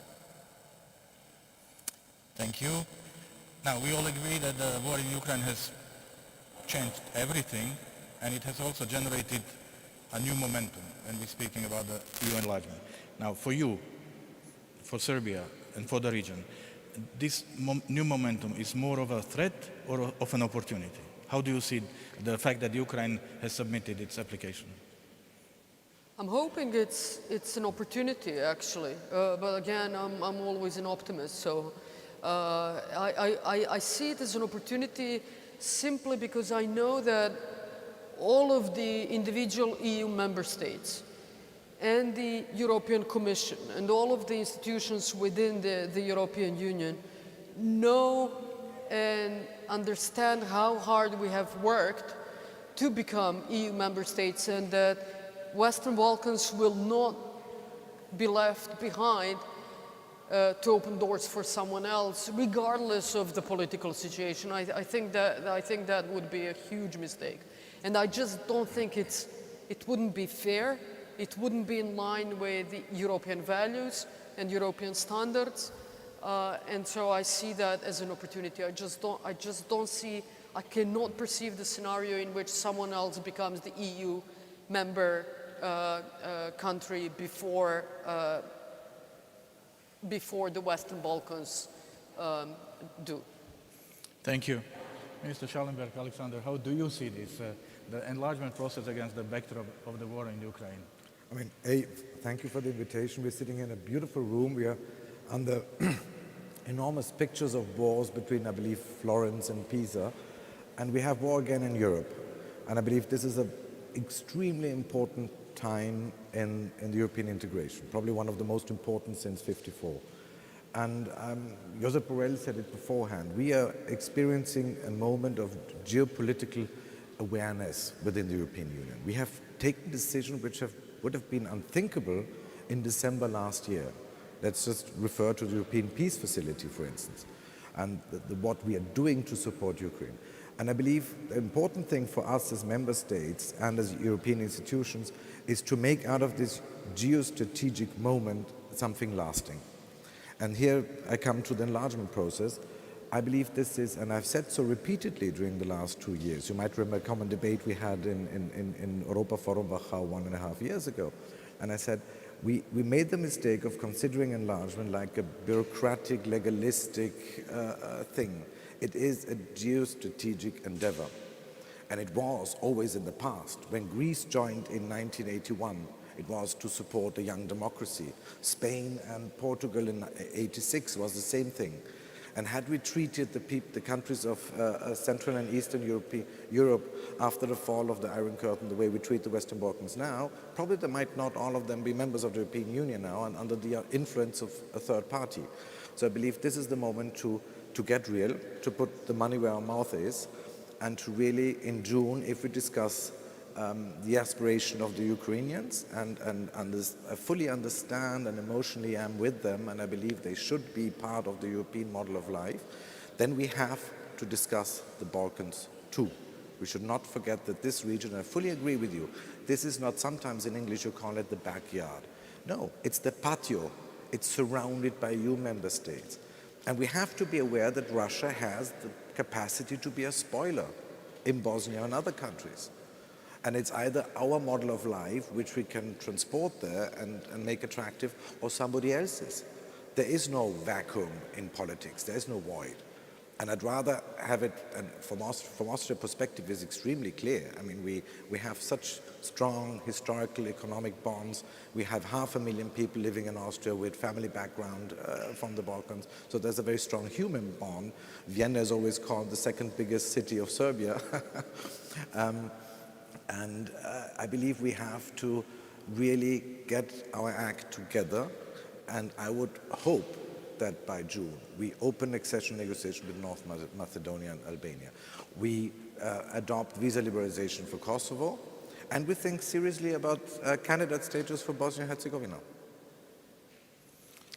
Thank you. I must say I read with great interest your 3 days old interview for the Financial Times, where you said that the EU must consider radical treaty change over Ukraine. If we want to be serious, you said Russia's war of aggression was a geostrategic moment for Europe that would require a more fundamental response than sanctions and economic and military aid to Ukraine. You said what you just said, there is no vacuum. It's either our model or someone else's. And you are calling to rethink the EU's accession process. We should consider granting neighborhood states rapid access to part of the common market and to the selected EU institutions and programs as a transitional process towards full membership, including participation in formal decision-making bodies. And then you said what is particularly close to my heart: enlargement is not a legalistic, bureaucratic approach, it's a geostrategic instrument. So I really believe it's a bold idea, but these are special times. So I'd like you to help us to elaborate more your proposal, and I would like then to ask the Prime Minister to offer your comments on this proposal. Well, I think we, as I said, we are at crunch time now, and we have established during the course of the last decades a couple of templates as far as European Union and relations to third countries are concerned. And it's basically accession agreement and association agreement. We have with Ukraine already a deep and comprehensive association agreement. Then comes the European Economic Area, and then comes the full-blown membership. And we have seen these procedures are extremely cumbersome. They take time, and I don't believe we have time. We have lost already too much time on the Western Balkans. We see a growing frustration. Young people are turning away. The public mood is changing. And this should be an alarm for us. That should be a warning sign for us that we have to get our act together. And the only thing I did is thinking aloud, if I may say so, of what possibilities there are. And Brussels, I was myself legal counselor there, and I heard just Alex Stubb beforehand when he said he had his thesis on flexible integration. There were so many ideas already out there, and we have to use fantasy again. To stick to the same ways wouldn't lead to anything. To turn around, if we leave the Western Balkans, we'll think about Ukraine. Okay, granted, they get candidate status by June. What happens then? We all know what happens then. Probably nothing for a very long time. This is not a geostrategic answer to the challenges we're facing. And we have to think anew on the Western Balkans too. And my point is, I could turn it around and say, for instance, how is it possible that in a region which is surrounded by EU member states, Chinese companies with Chinese money build highways leading from nowhere to nowhere, creating dependencies? How come they're not part of our TENs? Because these highways will link, actually, at the end of the day, to member states of the European Union and going through member states of the European Union. How come they're not part of our energy policy? How come they're not part of Horizon Europe, our research policy?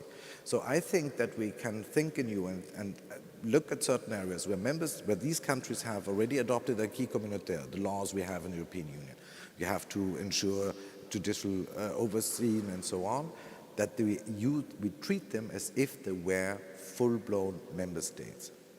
We take them in the institutions. I know that would require revision of the treaties, but we have found, look at the Luxembourg Compromise in 1966, we have found solutions for things in the past, European Union. We have to do the same thing now. And I believe there are ways where there's a political will, and my big hope is we now, and I'm extremely thankful also to the work of Josep Borrell, and I have this sense of unity, of cohesion within the European Union. We have to be very watchful to use this momentum. And my fear is that by summer we suddenly lean back, exhausted by all the things we did, and fall back to our old ways. And that would be very, very bad.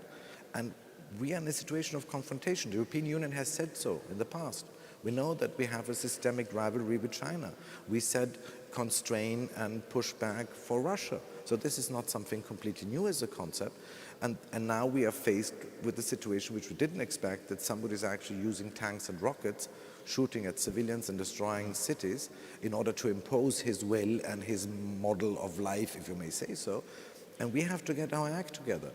And please leave the bureaucratic thinking behind and think in geostrategic terms. I'm ready to do, Austrian government is ready to do everything in this regard because we are exposed. Ukrainian border is nearer to Vienna than the westernmost part of Austria. And Austria is not a big country. Yeah. And Balkans are neighbors. So we feel the heat and we think we have to do something. And I believe to get them in, treat them with flexibility, step by step, as full member states, without losing the aim, the long-term aim of full membership at the end, that would be the way forward. Thank you very much, Madam Prime Minister. May I add one thing? But because there's a price, and I'm looking at you, I would expect these countries of the Western Balkans to be then very aware that this is a community of values. I'm very happy that all 6 members, Western Balkan countries voted with us, if I may say so, with the free Western world in the UN General Assembly, but it has to go beyond lip services. And this is a community of values, and we need a clear commitment from all 6 member states, including Serbia. Thank you very much. So, first of all, Madam Prime Minister, how do you look at these ideas which are already circulating within the European Union of finding the ways how to bring our candidates and future members more de facto in wherever it is possible? And secondly, the comment which Minister added, the political dimension of the enlargement, which means full alignment and shared values. So I would like to hear your comments on this. Yes, well, firstly, I have to say that I do agree with Minister Schallenberg on everything that he said in terms of, again, enlargement and how the whole process should be viewed by the European Union. Austria is really one of the major and one of the loudest supporters of enlargement process, and I thank you for that. For example, Serbia has by far the most twinning projects with Austria, and we get a lot of technical support also from Austrian experts for our reforms within Serbia on all levels, from the rule of law to financial reforms, tax reforms, and so on and so forth, public administration. And Austria has always been supportive of really just providing green light for opening of chapters and now clusters for Serbia. We always know that we need to do our part of the job, but once our part of the job is done, that we make that step towards the EU membership. I think that for me it would be a logical, very reasonable, very pragmatic decision from the EU member states. Plus the Western Balkans as such really is such a small region that I don't think it would pose any kind of burden on the EU or individual EU member states. So I think it would be a smart, logical, political decision. And at the end of the day, as Minister has said, actually, every enlargement thus far has been political. It has been deeply political. It really had very little to do with the preparedness of those countries that became the member states or the reforms. You know, if you look at Romania, Bulgaria, Croatia, you know, those were political decisions for them to become member states. If you look at, for example, Serbia's average salary right now, if you look at our public debt right now, our macroeconomic fiscal stability, level of unemployment, infrastructure, all of it, and you compare Serbia to the countries before that became members of the EU, on all of these levels, Serbia is more prepared.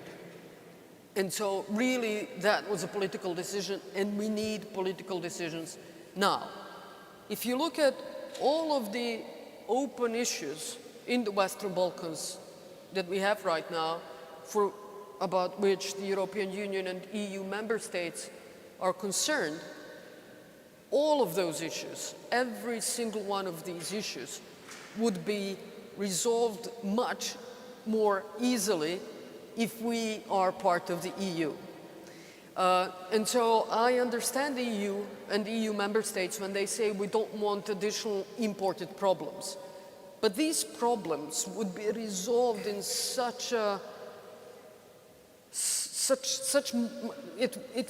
they would be resolved in a much more efficient manner and much more easily if we are part of the European Union. For us, I think the EU, and when we talk about the shared values, you know, there's, you know, I think in the Western Balkans, as well as in those countries that are not part of the EU and would like to become part of the EU, like Moldova and Ukraine and Georgia, we appreciate EU much more and that system of values than some of the EU member states right now. Because we know, almost as an outsiders, we know what are all of the benefits that EU brings with it. Some of the EU member states have forgotten about that.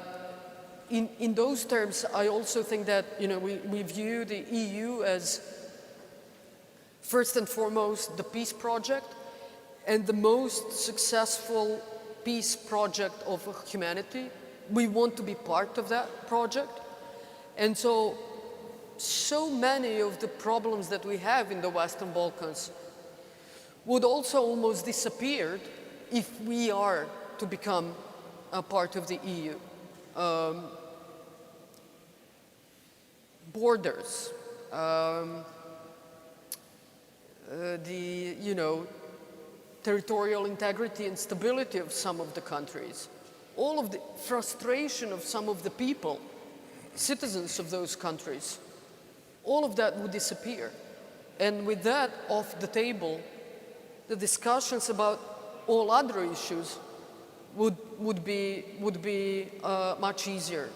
If you look at, and I'll finish here, if you look at, for example, Slovenia and Croatia, they have a border dispute. But that border dispute, although it's an open issue, causes in no way any kind of trouble and is not a source of instability. Why? Because both of them are in the EU and EU member states. So they have common future and common interests that make this open border dispute nothing but kind of a bureaucratic issue which needs to be resolved, but they can discuss, they can take time. It's not a source of potential instability. In that respect, I think that Western Balkans within EU would really go a long, long way, not just for the stability of the Western Balkans, but for the entire stability of the European continent. Thank you. So back in 2003, European Union made a commitment in Thessaloniki that the future of the Western Balkans is in the European Union. And here we are, 19 years later, which only one of the Western Balkans countries actually made it. Croatia is a full member of the European Union, and out of remaining 6, only 2 are part of the formal process, Serbia and Montenegro. And the remaining 4 have not even started the process. So we must be doing something wrong. And when I say we, it must be both the European Union and the Western Balkans. So I would like to ask you a slightly provocative question. To you, Minister Schallenberg, what should the Western Balkans be doing differently?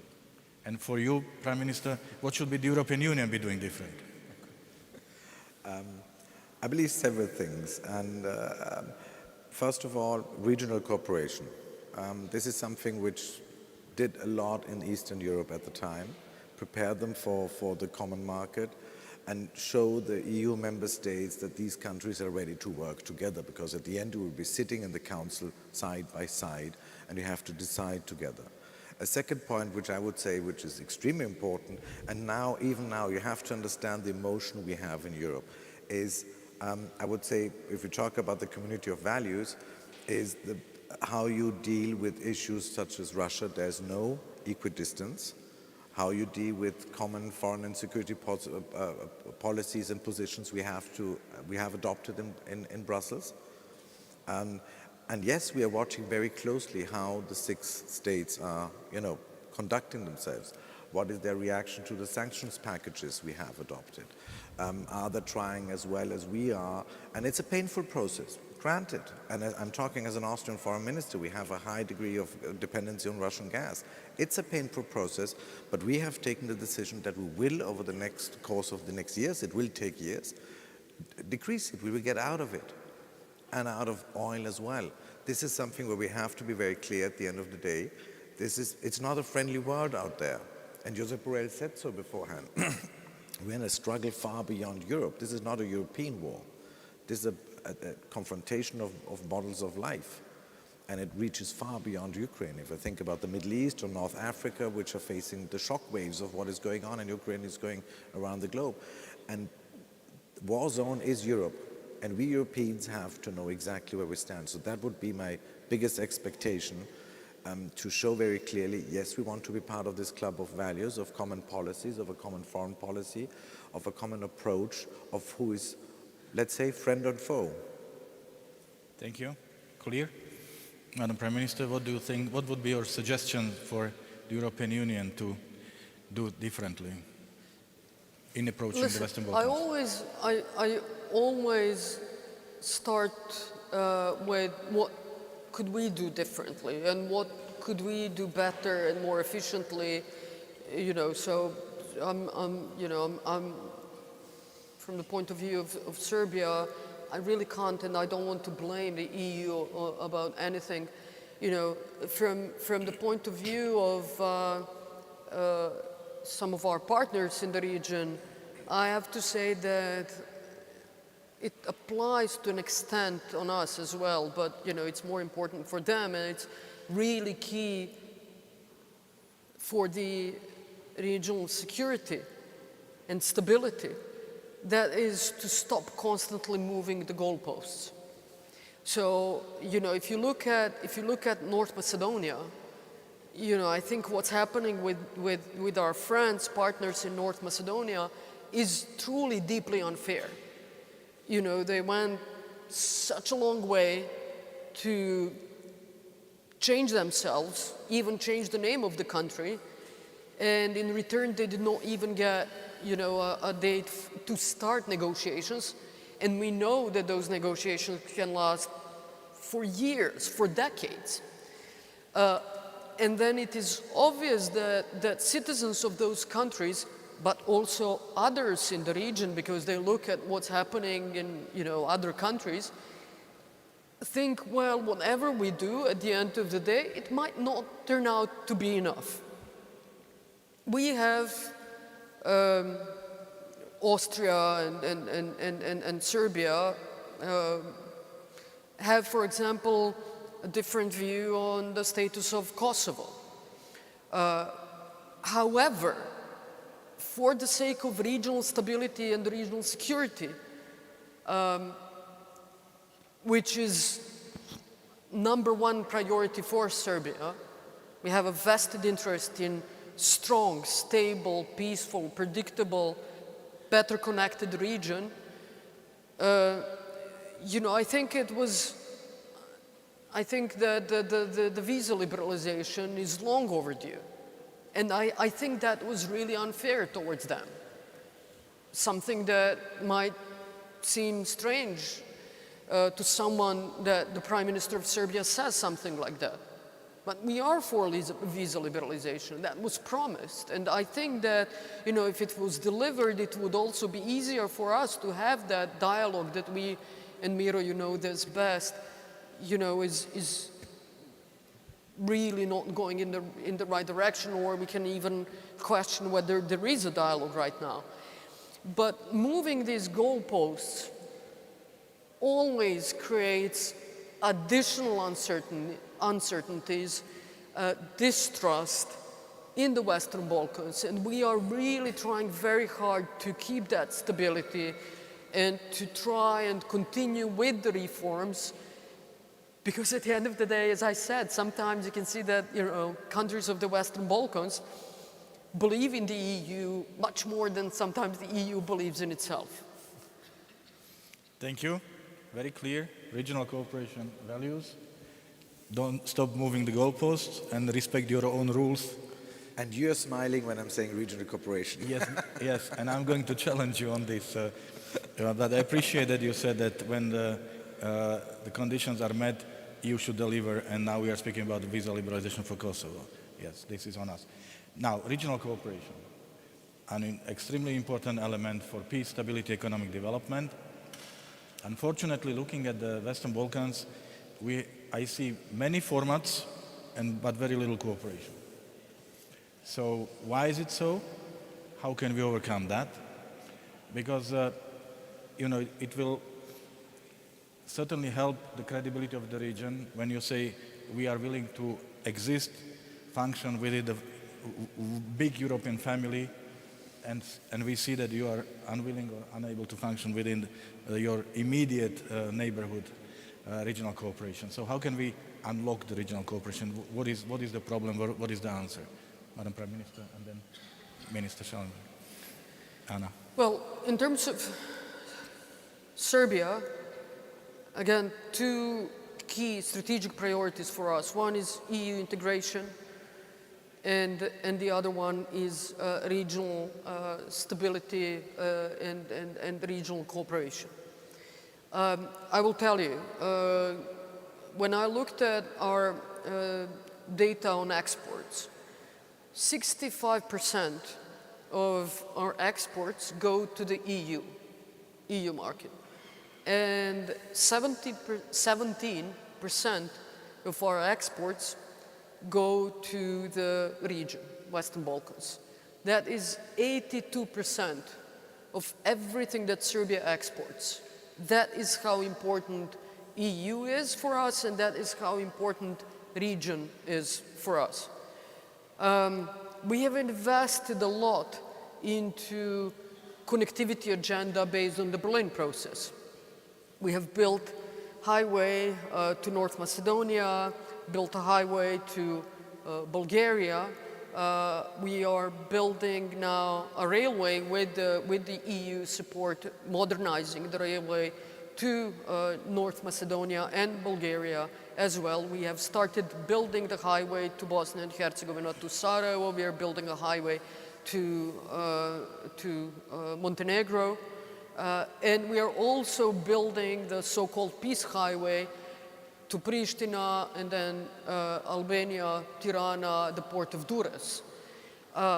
So we think that the better connected region is a prerequisite for people getting, again, to know each other better, to fight the misconceptions and stereotypes and all of that, and also to enable a better flow of goods and trade overall. We have initiated the Open Balkans initiative that was initiated by the President of Serbia, Aleksandar Vučić, together with the Prime Minister of Albania, Edi Rama. Right now, only Serbia, Albania, and North Macedonia are part of this regional initiative. But we are already traveling between ourselves with only ID cards, without passports. And as of 1st of January 2023, we will abolish any kind of work permits. We will immediately recognize all of the professional academic qualifications and so on and so forth. And we'll literally have borderless space between all of us. We have invited everyone else to join. Some did not want to because of one reason, others did not want to because of other reasons. But again, I think that is something that will live. And I think that the citizens of the Western Balkans and the entrepreneurs and private sector companies will demand from their politicians to participate in something like this, because we will, all of us, become much more competitive. So I think we are prepared. There are some obviously political reasons why some want and some won't join the initiative. But a lot has been done. I mean, if you look at the region, my predecessor, current president, when he was the Prime Minister, Aleksandar Vučić, invited Prime Minister of Albania, Edi Rama, for the first visit to Serbia in 68 years. today it's a commonplace. It's no longer a news that we are meeting with the Prime Minister of Albania. So we have come a long way, but obviously, you know, there are much more that we can do and should do. I cannot agree more, but again, I cannot resist to say that with all this is true, but RCC is blocked, CEFTA is blocked, the common regional market has not been established yet, and the open Balkans, so far, achievement is that it divided the region even further. So this is why I think it would be a very strong argument in favor of the integration if the regional cooperation would be there and would deliver. Alexander? No, I fully agree with you. I believe, as I said at the beginning, earlier on, regional cooperation is important, but it has to be inclusive and not exclusive. And I would even claim, and it has to be obviously oriented in the medium term to European standards, norms, and values. That's very clear. And I would even claim that regional cooperation might be a tool to ease the normalization between Serbia and Kosovo we are working for and we would like to see, because if it's probably done in a larger group, it might even make politically the things easier. And here in this respect, let me say that I'm very happy and glad to have that my German colleagues assured me that they will continue with the Berlin process. I believe, and I've been already in the last year talking a lot with the then Chancellor Angela Merkel, and had talks in Berlin. I believe that's very important because I see it as, I always claimed it was a G7 of the Balkans to a certain degree, to get important countries of the European Union together, and it was one of the driving engines for this regional cooperation, the common market. And look at the European integration. I mean, you started partly by free movement of people. That might be sometimes the most tricky part, but start with economic areas, free movement of trade and goods and services and so on, financial implications. And maybe, and I would hope that this would be something, and you alluded to it actually when you referred to Slovenia, Croatia. I could give you hundreds of examples of Austria and the neighboring states. We have a historically speaking, extremely important, interesting neighborhood. And being here in Italy, I have to say, for instance, look at Alto Adige, South Tyrol. It was a real issue for half a century, and now it is probably the model of how things can be done on a regional basis between countries. But there you need a political will, and I would call upon refraining from creating associations or regional groups which exclude ex ante certain members of the region. I'm being very diplomatic. Absolutely, but to be very precise, we did not exclude anyone. We invited everyone to join. We invited everyone to join. North Macedonia invited everyone to join. Albania invited everyone to join, including Pristina, or as you say, Kosovo. You know, some of them, as I said, Montenegro rejected because they said, well, we are too close to the EU. We are so close to the EU that it doesn't make sense for us now to join.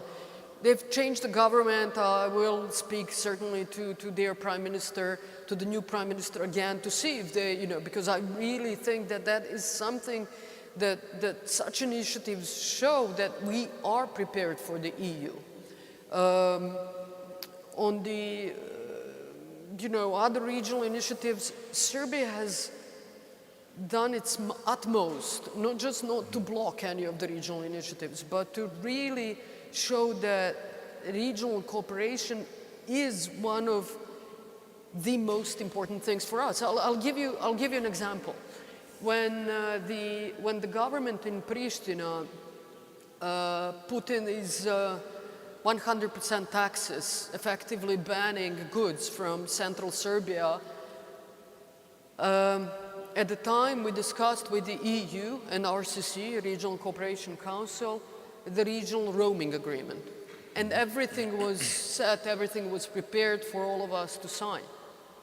And we said, but how can we discuss these agreements when, you know, someone has breached the basic postulates of CEFTA agreements, and that was Pristina? How can we sign more agreements? But then the decision was made, let's do it because it's important. And at the time when the goods from central Serbia were banned, to be sold in Kosovo and Metohija, we invited their minister from Pristina to Belgrade to sign the roaming agreement, and we implemented that initiative. Okay, thank you. I think we all agree that the regional cooperation is the key if you want to convince those who need to be convinced that you are willing and able to function within the wider European family. And I don't want to go very deep into, because we don't have that much time, and I would also like to turn to the audience and offer the opportunity to ask your questions. I believe we have microphones. I see 2 hands raised. First the gentleman, and then you. Okay. Please start by introducing yourselves. Hello, I'm one of Professor Miro's students from the School of International Governance. I'm Andrew Salone. Thank you for the fascinating panel today. In light of the prioritization of regional stability and regional cooperation, I'd be very interested to know how the Russian invasion of Ukraine has affected Serbia's relationship with the Republika Srpska and Serbia's relationship with Bosnia-Herzegovina in light of course, the Republika Srpska's relationship with Russia. Thank you. Thank you very much. And we can also allow for the second question, please. Thank you. Simonida Gazarska, European Policy Institute in Skopje, North Macedonia, and a former fellow of the School of Transnational Governance. We heard a lot of hopes from your Minister Schallenberg, but how much are these hopes shared by the member states, in your view? Because we also hear in the region possibly the scenario of decoupling Albania from North Macedonia in June. How likely do you think this is? And we did not mention probably Bulgaria properly, and I should be mentioning it. How far do you think the member states will allow for this bilateral dispute to be included in the negotiating framework? Because we've heard some arguments that, especially also statements from the Bulgarian Prime Minister, that the Commission was ready to be a guarantor of any constitutional changes that might occur in North Macedonia. Thank you. Thank you very much. So we have 2 questions. One to you, Prime Minister, one to you, Minister. So, Anna, please. Well, listen, Serbia is one of the signatories and guarantor of the Dayton Agreement. So in that respect, we respect fully, obviously, and have, we are trying to have as good of the relationship with Bosnia and Herzegovina, including, therefore, also Republika Srpska, as possible. We invest quite a lot of energy and time and also resources, financial resources, in this relationship. And I don't mean just as a support to infrastructure projects in Republika Srpska, but also Federation of Bosnia and Herzegovina. But as I said, infrastructure projects that connect both of us. To go into what Republika Srpska wants in terms of who they're close with and not close with, whether it's Russia or the EU or someone else, firstly, for me, it would mean interfering in their own internal affairs, and I can't do that. I wouldn't want anyone to interfere in Serbia's internal affairs. And secondly, we recognize that the decisions there are made by all 3 peoples of Bosnia and Herzegovina, and again, fully respect Bosnia and Herzegovina as a country. Again, the responsibility on us is even bigger because we are guarantor of the Dayton Agreement. Thank you very much. Thank you, Madam Prime Minister. Minister Schallenberg, issue of decoupling. Yeah. Well, I would say we are fully aware, and I'm fully aware, that there are a couple of member states and capitals which have been in the past reluctant or hesitant on the Western Balkans and opening accession negotiations. But I believe, and that's what I tried to explain at the beginning, these are the same countries sometimes which are the most ardent and as far as the common European position on Russia and the war in Ukraine is concerned. And now we have to, everybody in the last corner of any member state has to understand enlargement is a geostrategic endeavor. And it's now or never, basically. And that's why I'm saying so clearly, if we talk about Ukraine, and this will be the Austrian position, we talk about Ukraine, we have to talk about the Western Balkans. It's not a conditio sine qua non, but we have to think about our neighborhood strategically. And that would be, on Monday, I'm going to be in Sofia, and on Tuesday in Skopje, and this will be my line, saying, yes, we recognize their issues. Europe is full of open regional and neighborhood issues. But we have always been very watchful not to make them an integral part of our negotiations, otherwise no accession would have taken place in the last 20, 30 years, for obvious reasons. I mean, look at Austria, look at our neighbors, former Czechoslovakia, if you look at remember the Beneš and Avnoj decrees. We have issues on Slovenia and other countries, but we overcame them. And there was a time, I have to admit, when it was very difficult, the most difficult visits an Austrian diplomat had in the 90s and the beginning of the 21st century was the neighboring countries, because you had a list of things going on. And it was easier to visit Spain and Portugal than to visit Slovenia and Prague. This has completely changed. And I believe this is the message for Bulgaria. This is the message also for the whole region, for the Western Balkans. Yes, you can overcome these points, and yes, we have, from our perspective, we have to send very clear signals in the next coming months.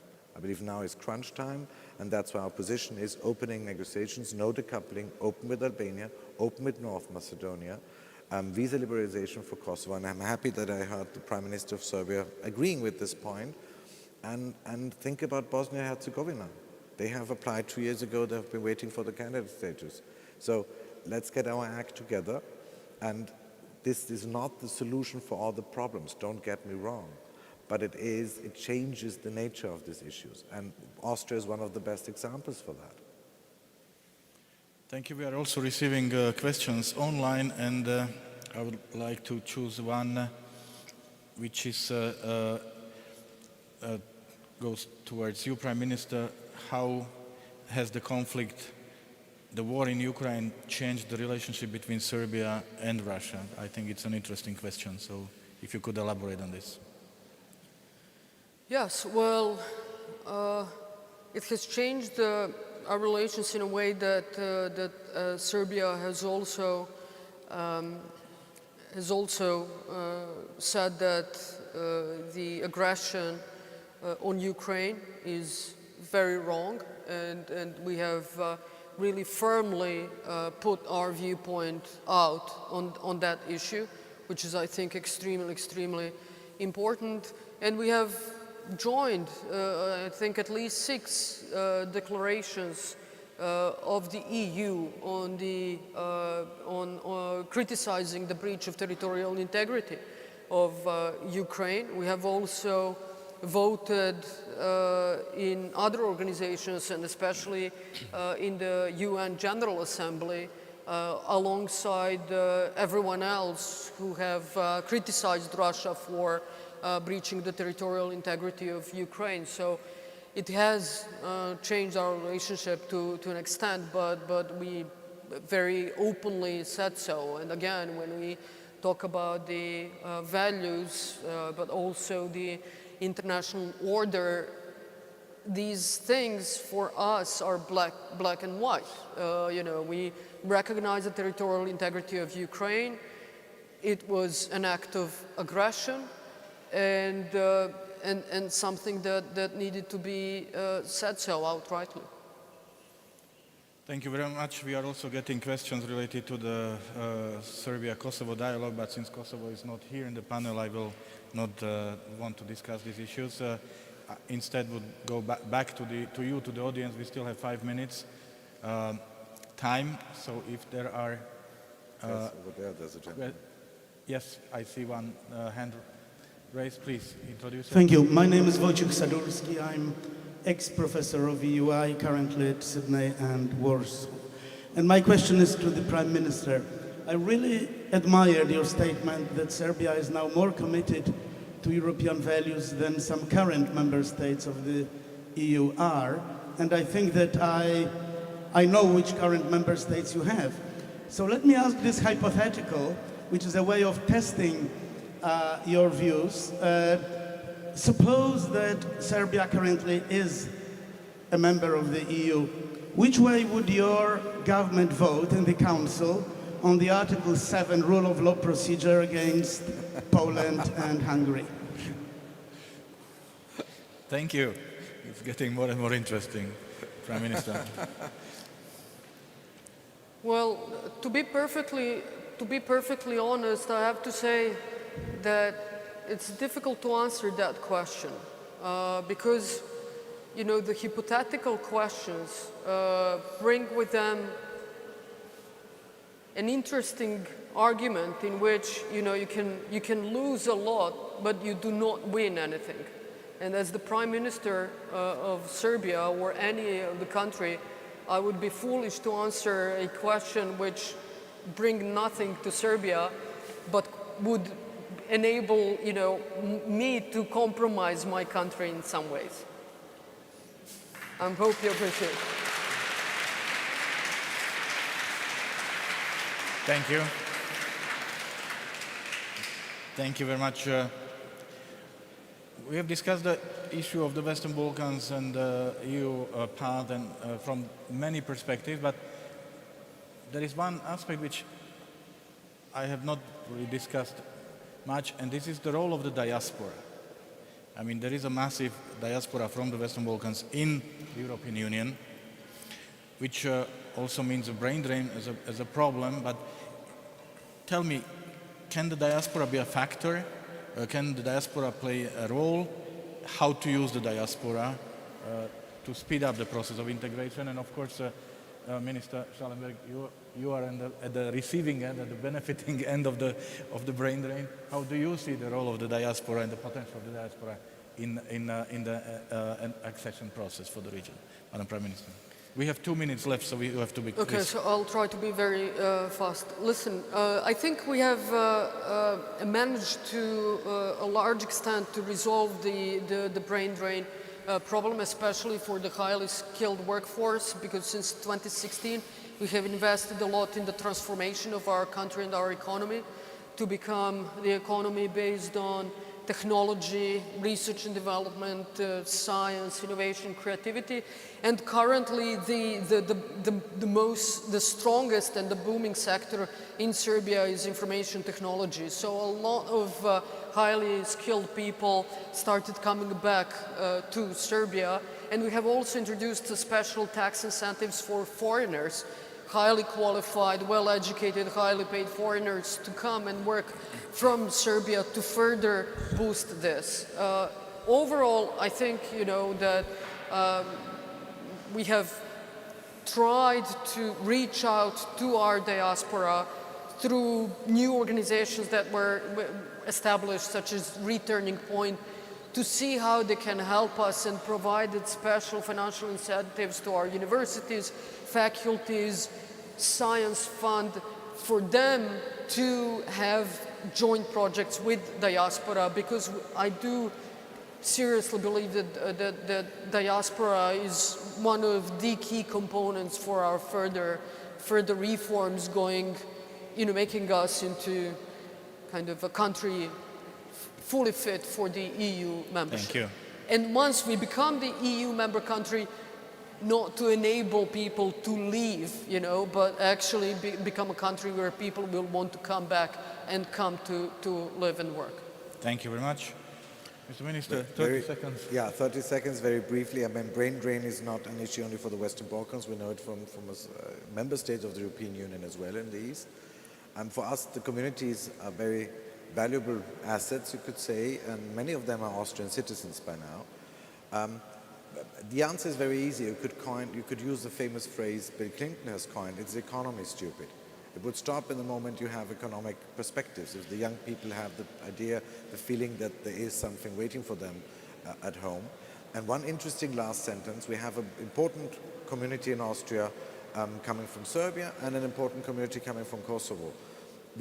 For the time being, there's not a lot, if any, interaction between the two. We have tried, but this is something these communities have to develop themselves. And there are probably signals coming out from the home, you know, communities are important, because that would be another asset. But the reality for the time being is the Kosovo community in Vienna and the Serbian community in Vienna are very active, very lively, very proud. but they're not really interacting among themselves, unluckily. Thank you. Yes, diaspora certainly represents a potential that we should look into how to explore more. But our time is up, so we will not do it now and here. I would like to thank you, our audience, for your attention and active participation. And please join me in thanking our panelists, Prime Minister Brnabić and Foreign Minister Schallenberg.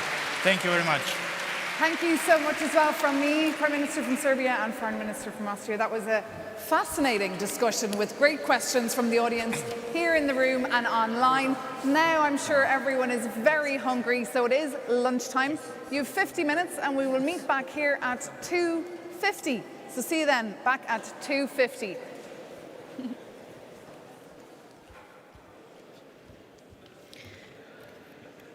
Ladies and gentlemen, may I have your attention regarding the all-important lunch arrangements. Guests invited to the lunch taking place in the Sala dell'Udienza and Sala dei Gigli, please take...